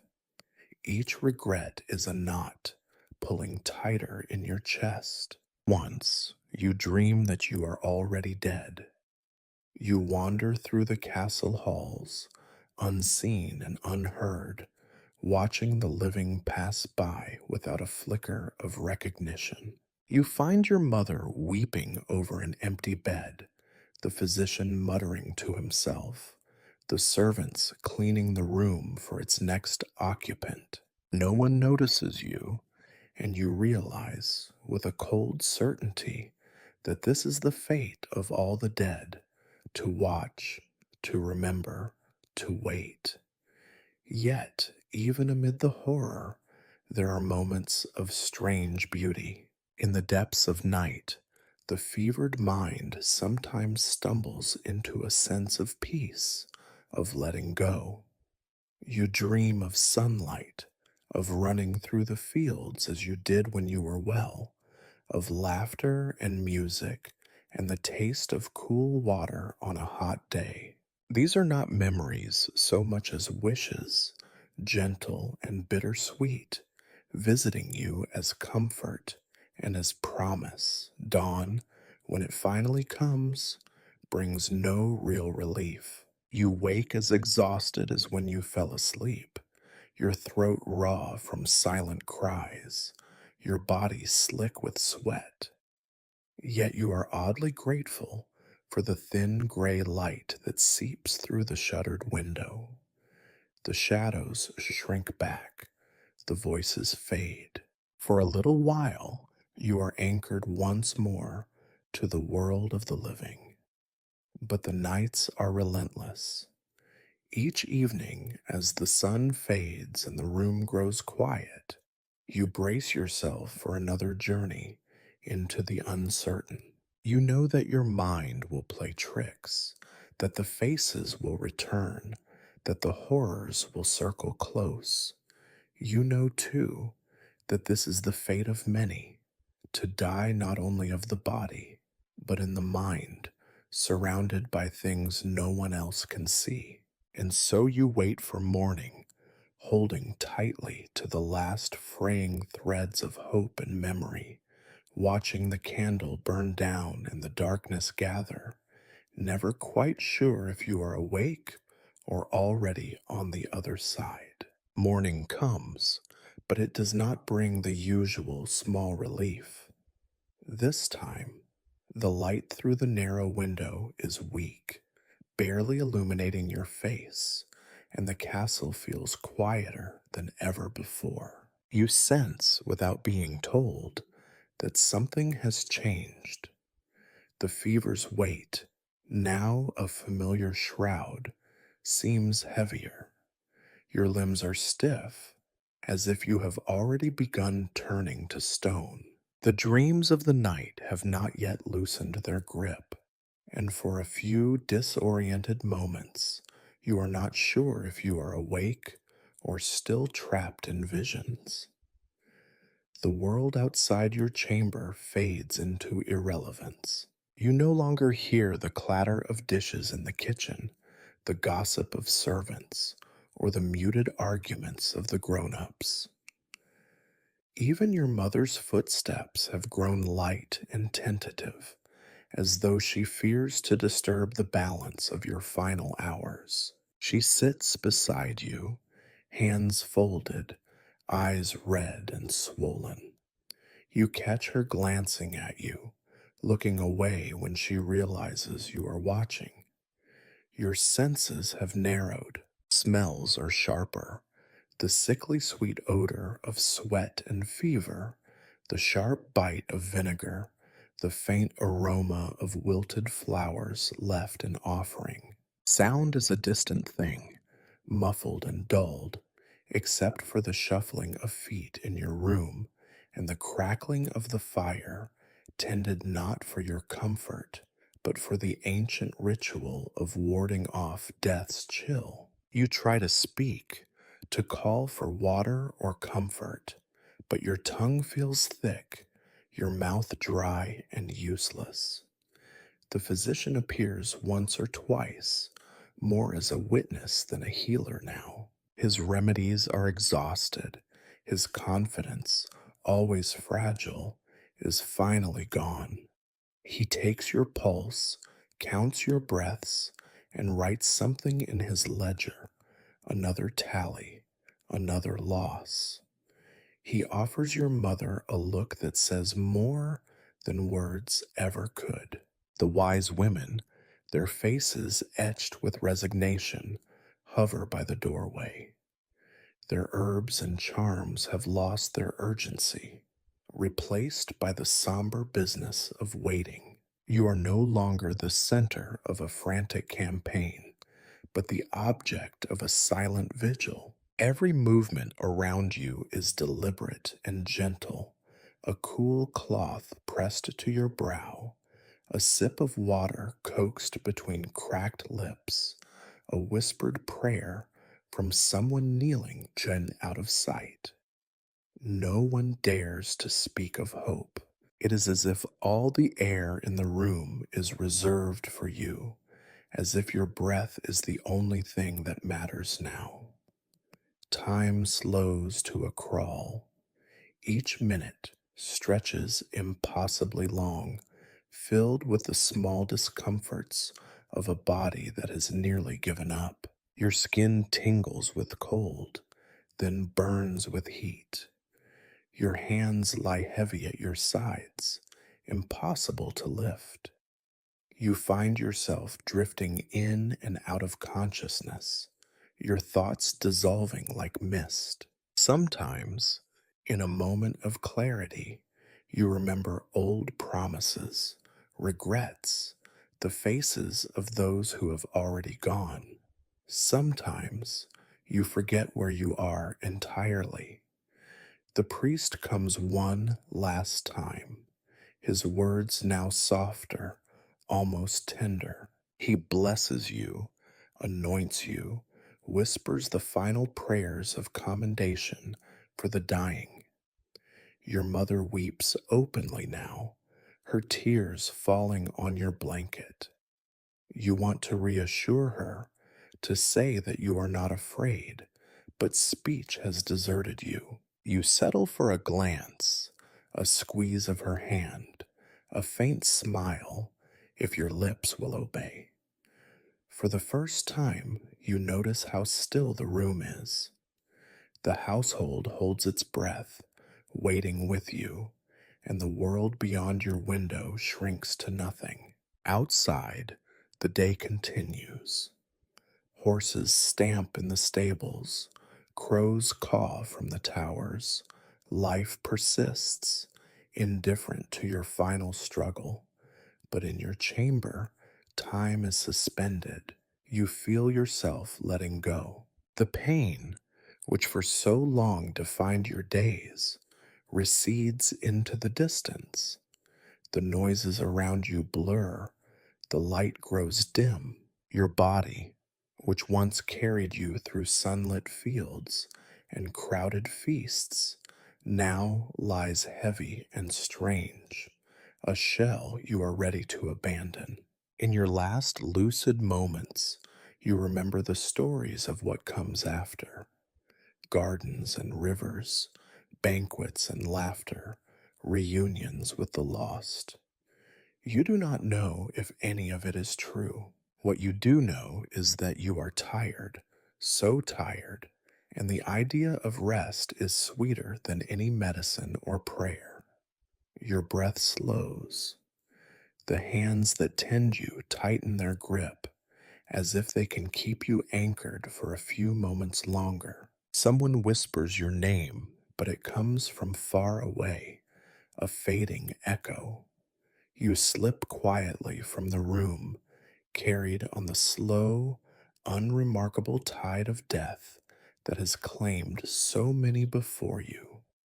There are no miracles, no trumpets, no grand farewells, just a last exhale, a final stillness, and then nothing at all. In the end, your final hours are less dramatic than all the stories ever told, less poetic than any song sung by wandering minstrels in the halls. Death does not arrive on swift wings or with the grandeur of an angelic visitation. Instead, it comes as a slow, gentle erosion, almost an afterthought, a soft sigh after so many years and hours of suffering have whittled you down to the barest trace of life. You do not mark the precise moment when the world changes, when hope truly gives way to resignation. The fever, your old enemy and companion, clings to you still, but its presence now feels less oppressive, more like a warm blanket than a raging fire. The pain, too, begins to fade, slipping into a numbness that is not quite comfort, but not quite agony either. Your body feels distant, the outlines of your arms and legs softening, as if you are dissolving into the lumpy mattress beneath you. Around you, the room grows dimmer, the flickering candlelight struggling against the gathering dusk. The faces of your watchers, your mother, the priest, a loyal servant or two, hover at the edge of your vision, blurred and half formed. Their voices come to you as if from underwater, words of encouragement, of sorrow, of prayer. You are no longer expected to reply, only to listen. No one asks if you are in pain. No one tells you to eat or drink or hope. All the busy urgencies have fallen away, replaced by a stillness so deep it seems the castle itself has stopped breathing.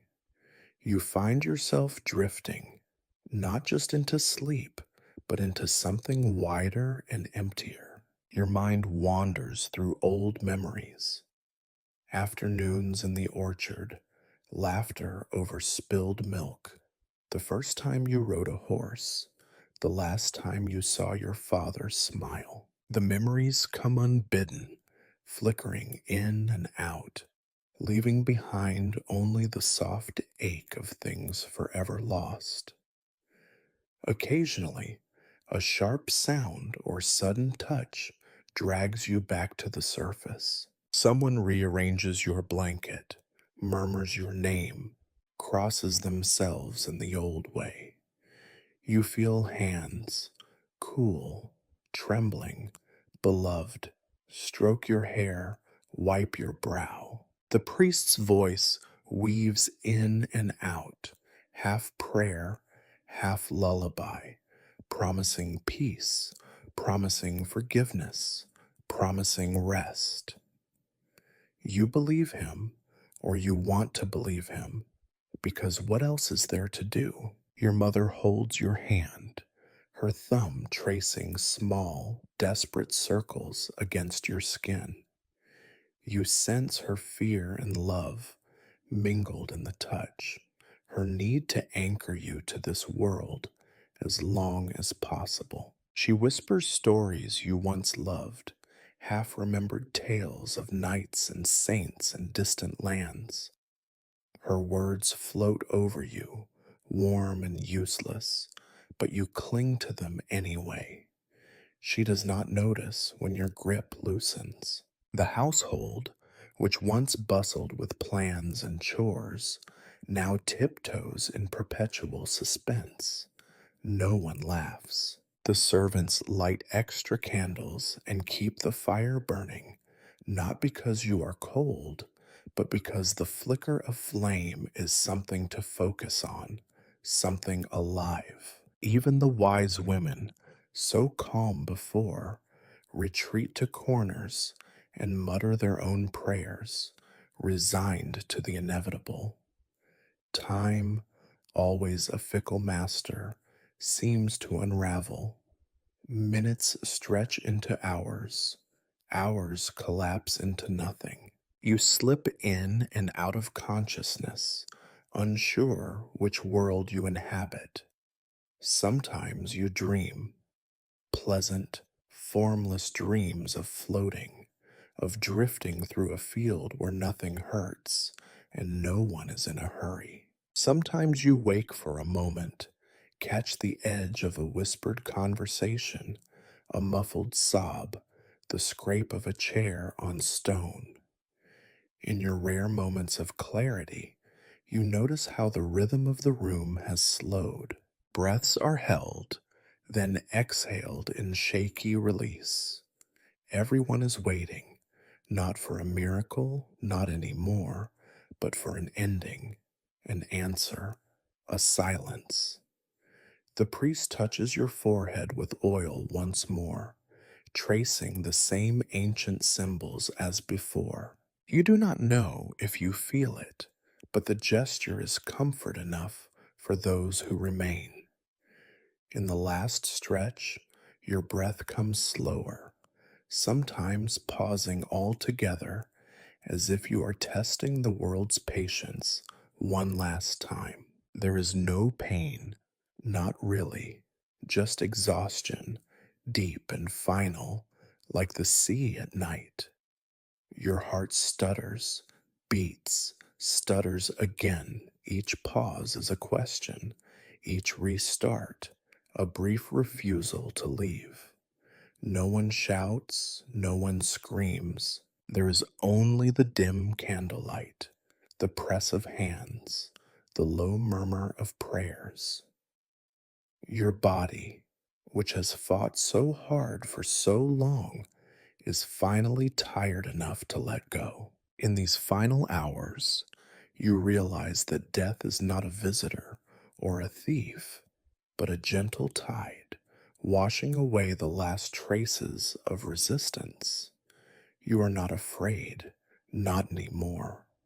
There is only quiet and darkness and the memory of warmth. The world holds its breath. Then, softly, as if you had simply fallen asleep, you are gone.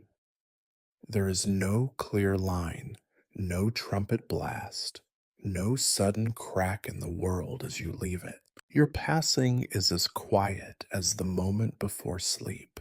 No proclamation, no celestial drama, just a slow, final unraveling.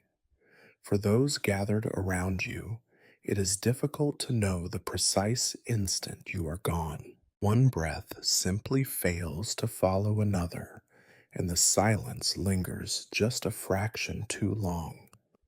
Your mother squeezes your hand and feels nothing but a gentle slackening, like the last sigh of a wind through empty branches. No one speaks at first. It is not shock. After all, this has been coming for days, but a kind of reverence, a pause as the world recalibrates itself to your absence. The physician, who has seen more deaths than births, leans over you with practiced detachment, his fingertips searching for a pulse that has finally surrendered. He closes your eyes with two fingers, as gently as if he were tucking in a child. Another mark in his ledger, another life entered into the quiet annals of failure. Your mother's grief is not the wailing, tearing kind of the poet's imagination. Instead, it is a slow collapse, an inward crumbling. She presses her lips to your forehead, leaving behind a single tear, saltier than any of the medicines forced upon you. She murmurs prayers, half remembered, half believed, her words tumbling from hope to habit. The servants hover near the door, unsure of their role in this most human of endings.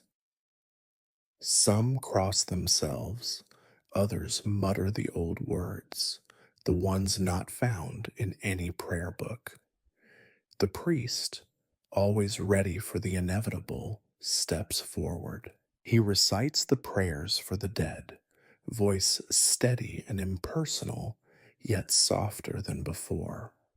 The final rites are brief, no need for spectacle. He sprinkles holy water on your still hands, anoints your cooling brow, and commends your soul to a heaven you cannot see and can no longer imagine. The ritual is for the living as much as the dead, a map through the uncharted hours to come. There is work to be done. Death, for all its mystery, comes with a practical to-do list. Your body must be prepared, gently, if possible. The wise women and your mother bathe you one last time, their touch careful and lingering. They dress you in the best linen they can find, straightening every fold as if defying the disorder of decay. They close your mouth, arrange your hands, and lay coins over your eyes, a token for the ferryman, though the river you cross is not one anyone else will see. Candles are lit at your bedside, their flames dancing in the still air. The room smells of wax and rosemary, a hopeful camouflage for what is to come.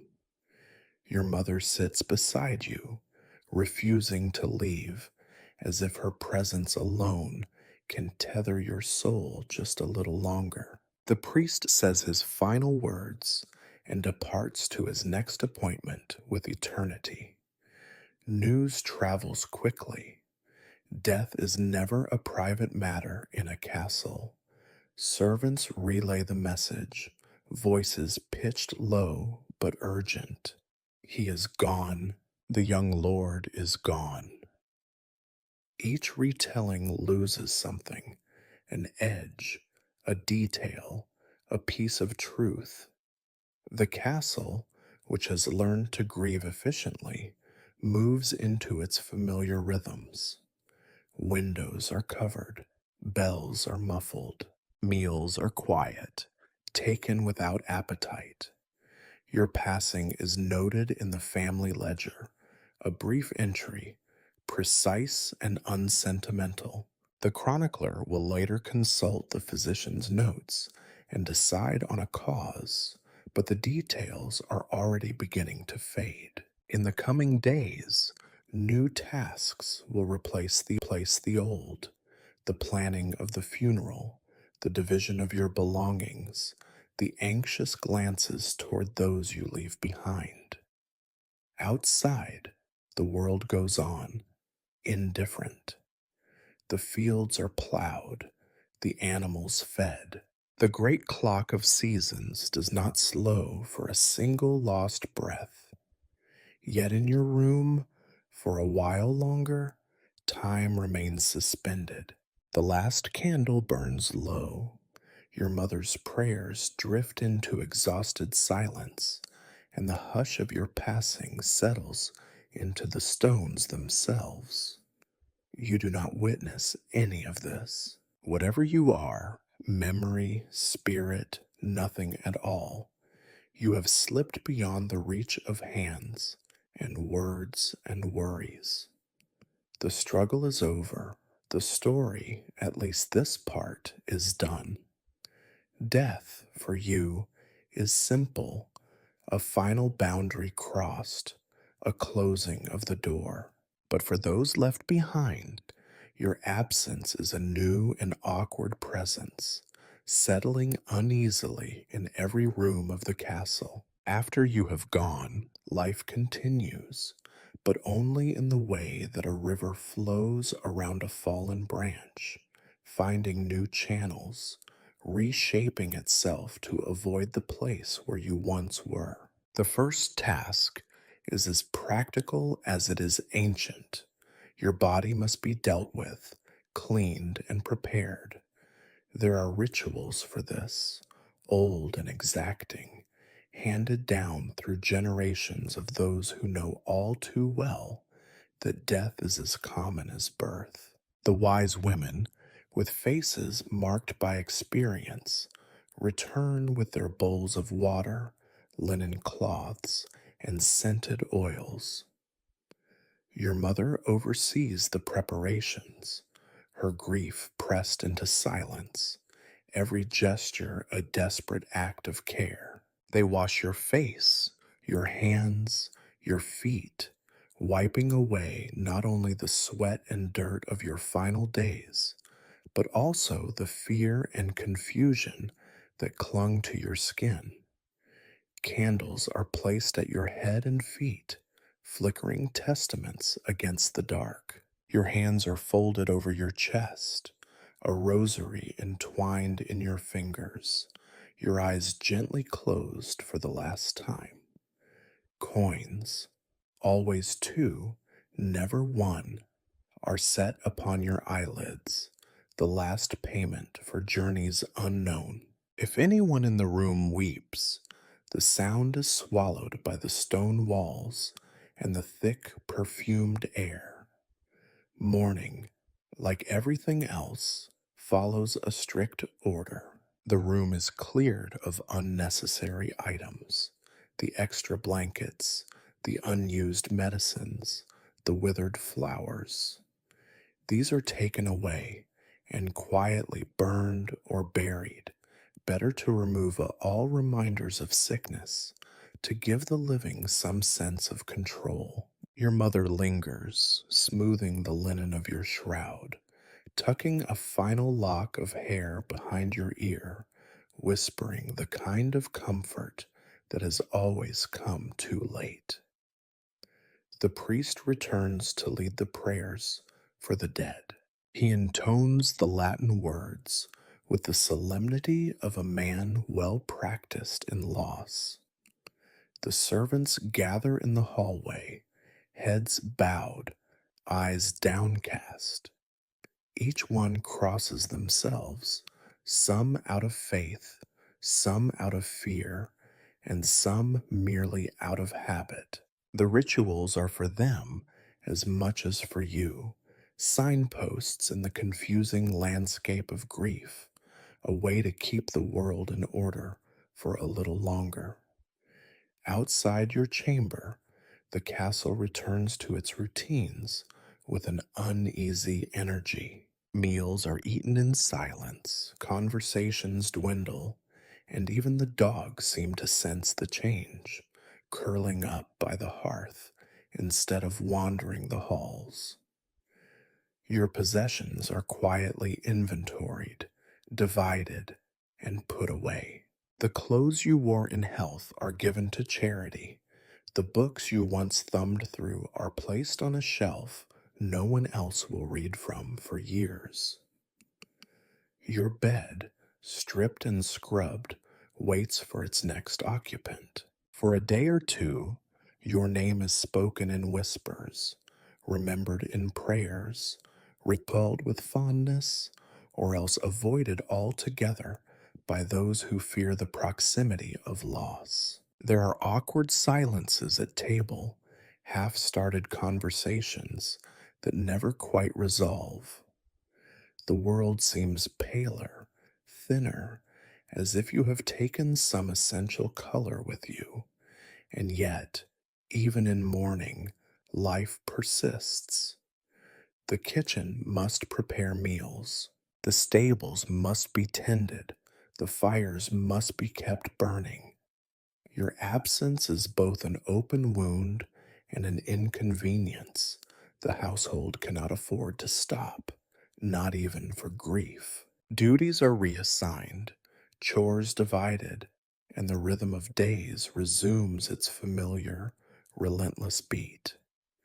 At night, your mother sits by your bedside, unable to let go, her prayers softer than the whisper of mice in the walls. She leaves a candle burning until dawn, as if light could guide you safely to whatever lies beyond. The priest reassures her that you are at peace, but the words are just words, old and well worn, but powerless against the ache of empty arms. The wise women, their work done, fade back into the edges of castle life. They carry your story with them, another name in a long ledger of the lost. The physician, faced with yet another failure, turns to his books and his other patients, already searching for a lesson that might save the next one. For the castle, your death becomes a quiet fact, one more sorrow in a world built from sorrows. The sun rises and sets, the bells ring for other reasons, and the memory of your struggle fades into the slow churn of days. But in small ways, you linger, a toy left behind, a story half told, the faint echo of laughter in the halls on a quiet evening. For you, the struggle is over. For everyone else, it is only just beginning. Your funeral begins in the early morning, before the sun has properly lifted the chill from the castle stones. It is an occasion at once solemn and oddly procedural. Death, after all, is as common as mud in these parts, and funerals must not interfere with the workings of daily life.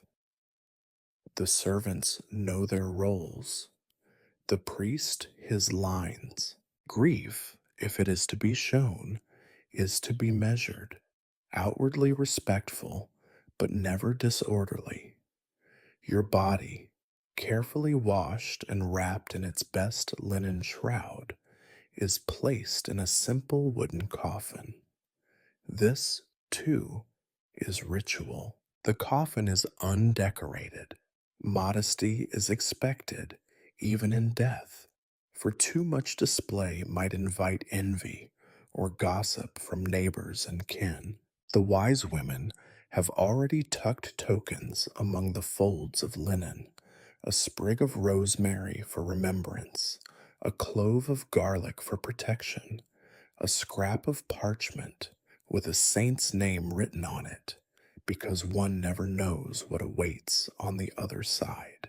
The castle's chapel is dim and cold. Candles flicker against the stone, throwing your shadow onto the walls for the last time. Your mother is the first to arrive, hands clasped so tightly her knuckles are white. Her face is drawn and hollow, but she stands with the careful dignity that is required of her rank. Behind her, the priest begins the liturgy, his Latin prayers echoing off the vaulted ceiling and mingling with the sighs of the assembled household. Mourners trickle in, family, servants, a few neighbors. Some have come out of duty, others out of genuine affection, but all observe the same script. Heads are bowed, eyes are cast down, and everyone crosses themselves at the appointed times.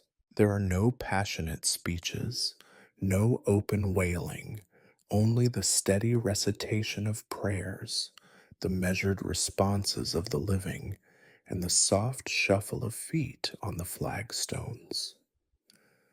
The service is brief. The priest moves through the rites with the efficiency of a man who has buried more children than he cares to count. He sprinkles holy water on your coffin, intones the prayers for the dead, and commends your soul to God's keeping. The candles are snuffed one by one, and a hush falls as your coffin is lifted and carried from the chapel. The funeral procession is a subdued affair.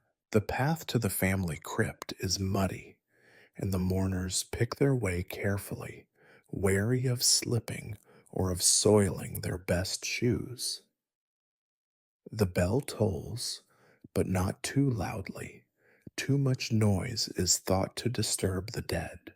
Your mother follows, flanked by a pair of old retainers. She holds herself upright, her grief contained within the small tremors of her hands. At the crypt, the final prayers are spoken, the last blessings given. The coffin is lowered into the stone-lined vault, and each mourner tosses in a handful of earth or a single flower as custom dictates. The wise women murmur their own older words under their breath, words meant to guide you safely into whatever darkness comes next. No one lingers. There is no tradition of standing over the grave, no speeches or last farewells. The living have obligations, fires to tend, meals to prepare, animals to feed. As soon as the coffin is out of sight, the mourners drift away, slipping back into the routines of the castle. By midday, the crypt is silent. The only trace of your passage, the newly disturbed earth, and the fading echoes of prayers. Inside the castle, your absence is felt keenly for a day or two. Meals are quieter, laughter is stifled, the children are kept from the hallways near your room. Your mother lights a candle each night at the chapel altar, her prayers growing softer and less frequent as the days pass. The priest marks your death in the parish records, the script as neat and anonymous as every other entry. Life resumes its unyielding course. New concerns push aside the old ones. The servants gossip about the next feast. The stables welcome a new foal, and the kitchens are filled with the same smoke and clatter as before. Your name is spoken less and less, reserved for moments of caution. Remember what happened to the young lord, or in half whispered stories told to children to keep them from mischief. The world does not stop. The castle breathes and sighs and goes on living, as castles must. Your place in it is quietly filled. Your bed, your chair at table, your spot in the family line. If you linger anywhere, it is only in the odd, unclaimed spaces. A worn shoe left in a corner, a name carved on a windowsill, the lingering scent of rosemary in the morning air. The funeral, for all its ceremony, is just another step in the endless rhythm of life and death, a pattern that will repeat itself with indifferent precision for as long as there are people, castles, and cold stone chapels. After the funeral, your name lingers for a while, drifting through the halls of the castle like the scent of incense after Mass. For a few days, your memory is a living thing, evoked in the hush of early morning, in the tearful prayers of your mother, in the awkward silences at meals when someone sets too many places. Your absence is palpable, a raw wound made all the more visible by the elaborate efforts to conceal it. But time, in its slow, methodical way, moves forward. The world is relentless in its pursuit of order and routine. Within a week, the household settles back into its familiar grooves. The servants, who once tiptoed past your room, now speak in normal voices again. The tapestries are straightened, the floors swept, and your chamber, once the stage for so much hope, fear, and whispered ritual, is opened to fresh air and eventually to another occupant. The bed is stripped, the walls aired, the last remnants of your suffering removed with careful efficiency. The world abhors a vacuum, and even grief has its limits. Your mother, at first, is inconsolable. She lingers over your few possessions, a worn toy, a book with your childish scrawl in the margins, a cloak you outgrew. She weeps for you in the chapel, lighting candles until her fingers ache, whispering prayers until her voice is hoarse. She promises again and again to remember you always. But even the deepest grief dulls with time. New concerns crowd in, family obligations, household duties, the needs of those who remain. Slowly, the urgency of your loss is replaced by the persistence of daily life.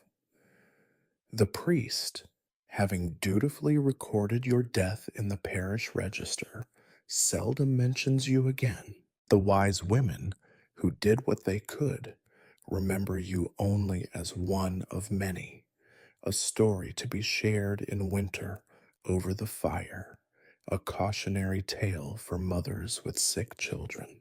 The physician, in his own ledger, marks your passing with a clinical brevity, lost to fever and humors, despite all remedies.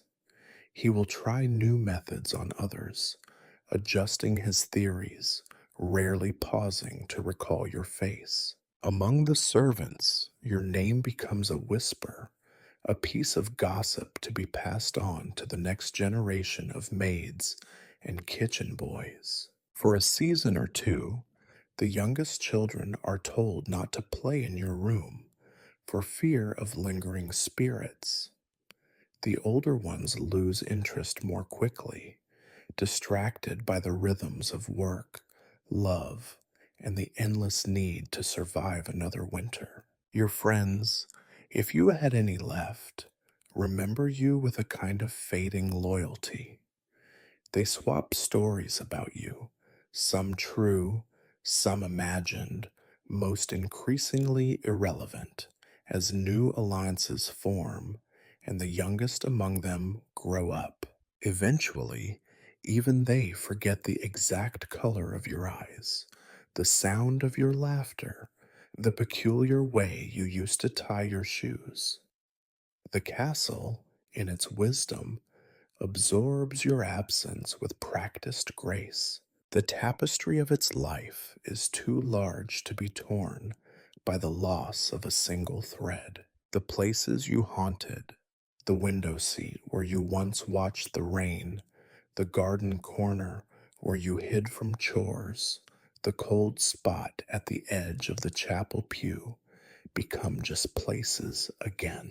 No one sees your shadow there, except perhaps for a fleeting moment in the twilight when memory and imagination mingle. Yet, for all the world's indifference, traces of you linger in the oddest ways.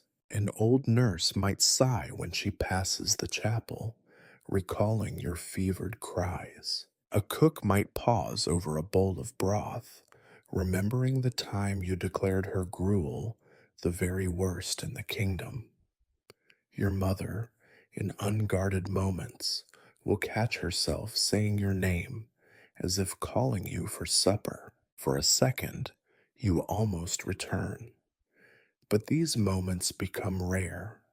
Years pass, and new children are born to the castle, their laughter filling the corridors where yours once echoed.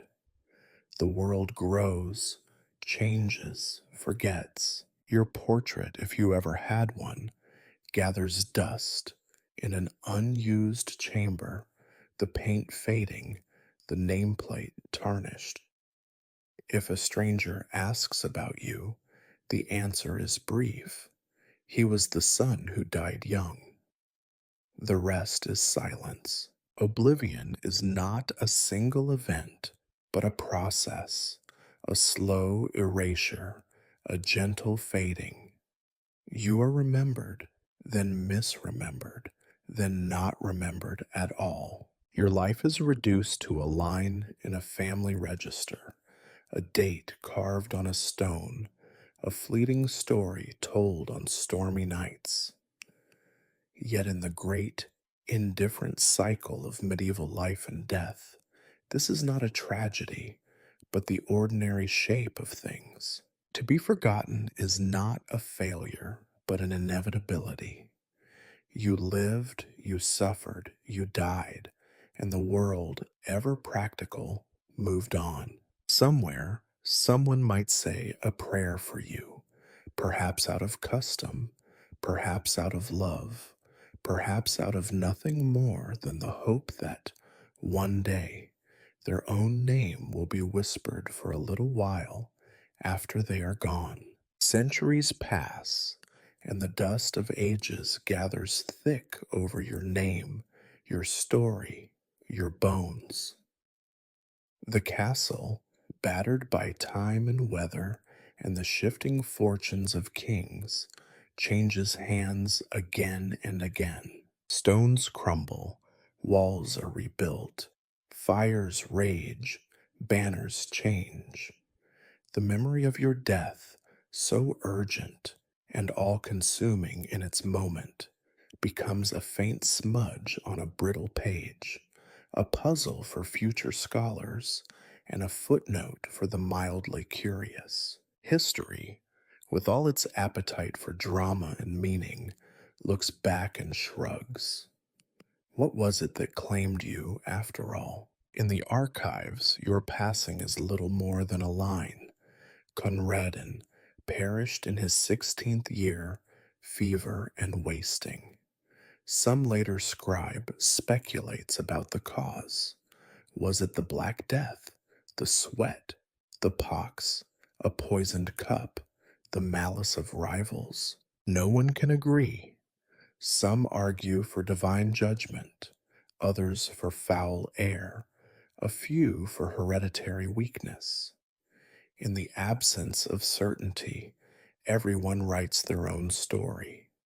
You become a lesson, a warning, a mystery, but never again a person. From a distance, your suffering is sanitized, turned into numbers for chroniclers and ammunition for the pious. They tally up the bodies, write grand sermons about the fleetingness of life, the certainty of death. Your final hours are recounted not as the shivering, lonely ordeal they were, but as part of some broader narrative, the decline of a dynasty, the collapse of a noble line, the will of God.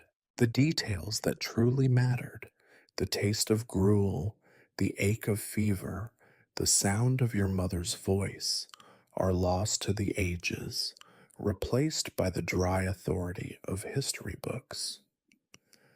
Irony, of course, is never in short supply.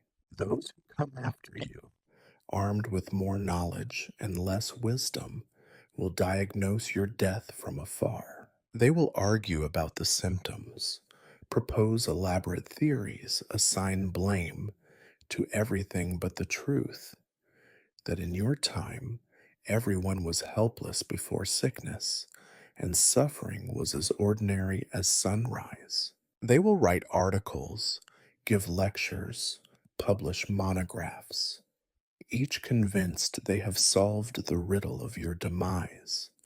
But no one will mention how you felt, what you feared, who you loved. Your family, such as remains, will invoke your name at odd moments when tracing their genealogy, when recounting misfortunes, when seeking a scapegoat for bad luck. They will tell stories, each further from the truth, until you are little more than a ghost conjured at the dinner table, a symbol of the way things were and the things that could never be. Your portrait, if it survives, becomes a curiosity for tourists. Children make faces at it, and guides spin tales to keep them entertained. No one asks what you would have wanted them to know. Meanwhile, the world you knew vanishes. Diseases that once terrorized households become trifles, treatable, preventable, almost forgotten. Physicians, once helpless, now peer through microscopes and declare victory over the invisible. The wise women, dismissed as crones and witches, are recast as pioneers of folk medicine. The rituals that surrounded your death are cataloged by ethnographers, dissected and explained, their meanings hollowed out by distance. Yet, for all their advances, the future is no less vulnerable to suffering and loss. New plagues come, new fears arise, new generations discover, always with a kind of shock that no amount of knowledge, no heap of progress can keep death at bay forever. Your story, so ordinary in its day, becomes exotic in theirs. They read about you and pity you, but they do not really understand. How could they? To them, pain is a problem, not a companion. Loss is an exception, not the rule. In this way, history grants you a kind of immortality, but one so thin and unrecognizable that even you, given the chance, would hardly claim it. Your real life, the long, slow hours of waiting, the helpless hope, the sting of herbs, the comfort of a cool hand, are gone. In their place, a line in a chronicle, a date on a tomb, a question mark for a future that will always prefer myth to reality. And so your story ends, as so many others have, in silence and forgetting. The irony, of course, is that you are remembered not for who you were, but for the mystery of your end. Not for your living, but for your dying. Not for anything you did, but for everything that was done to you, and for the questions you leave behind. The bells that tolled for you long ago have fallen silent, but in some musty archive, in the weary hands of a bored historian, or in the cautious steps of a tourist passing your unmarked grave, the faintest echo of your passing stirs. History moves on, but just for a moment, it glances back. You, who died in fever and obscurity, become, briefly, someone else's curiosity, someone else's story, before the pages turn and you are forgotten once again.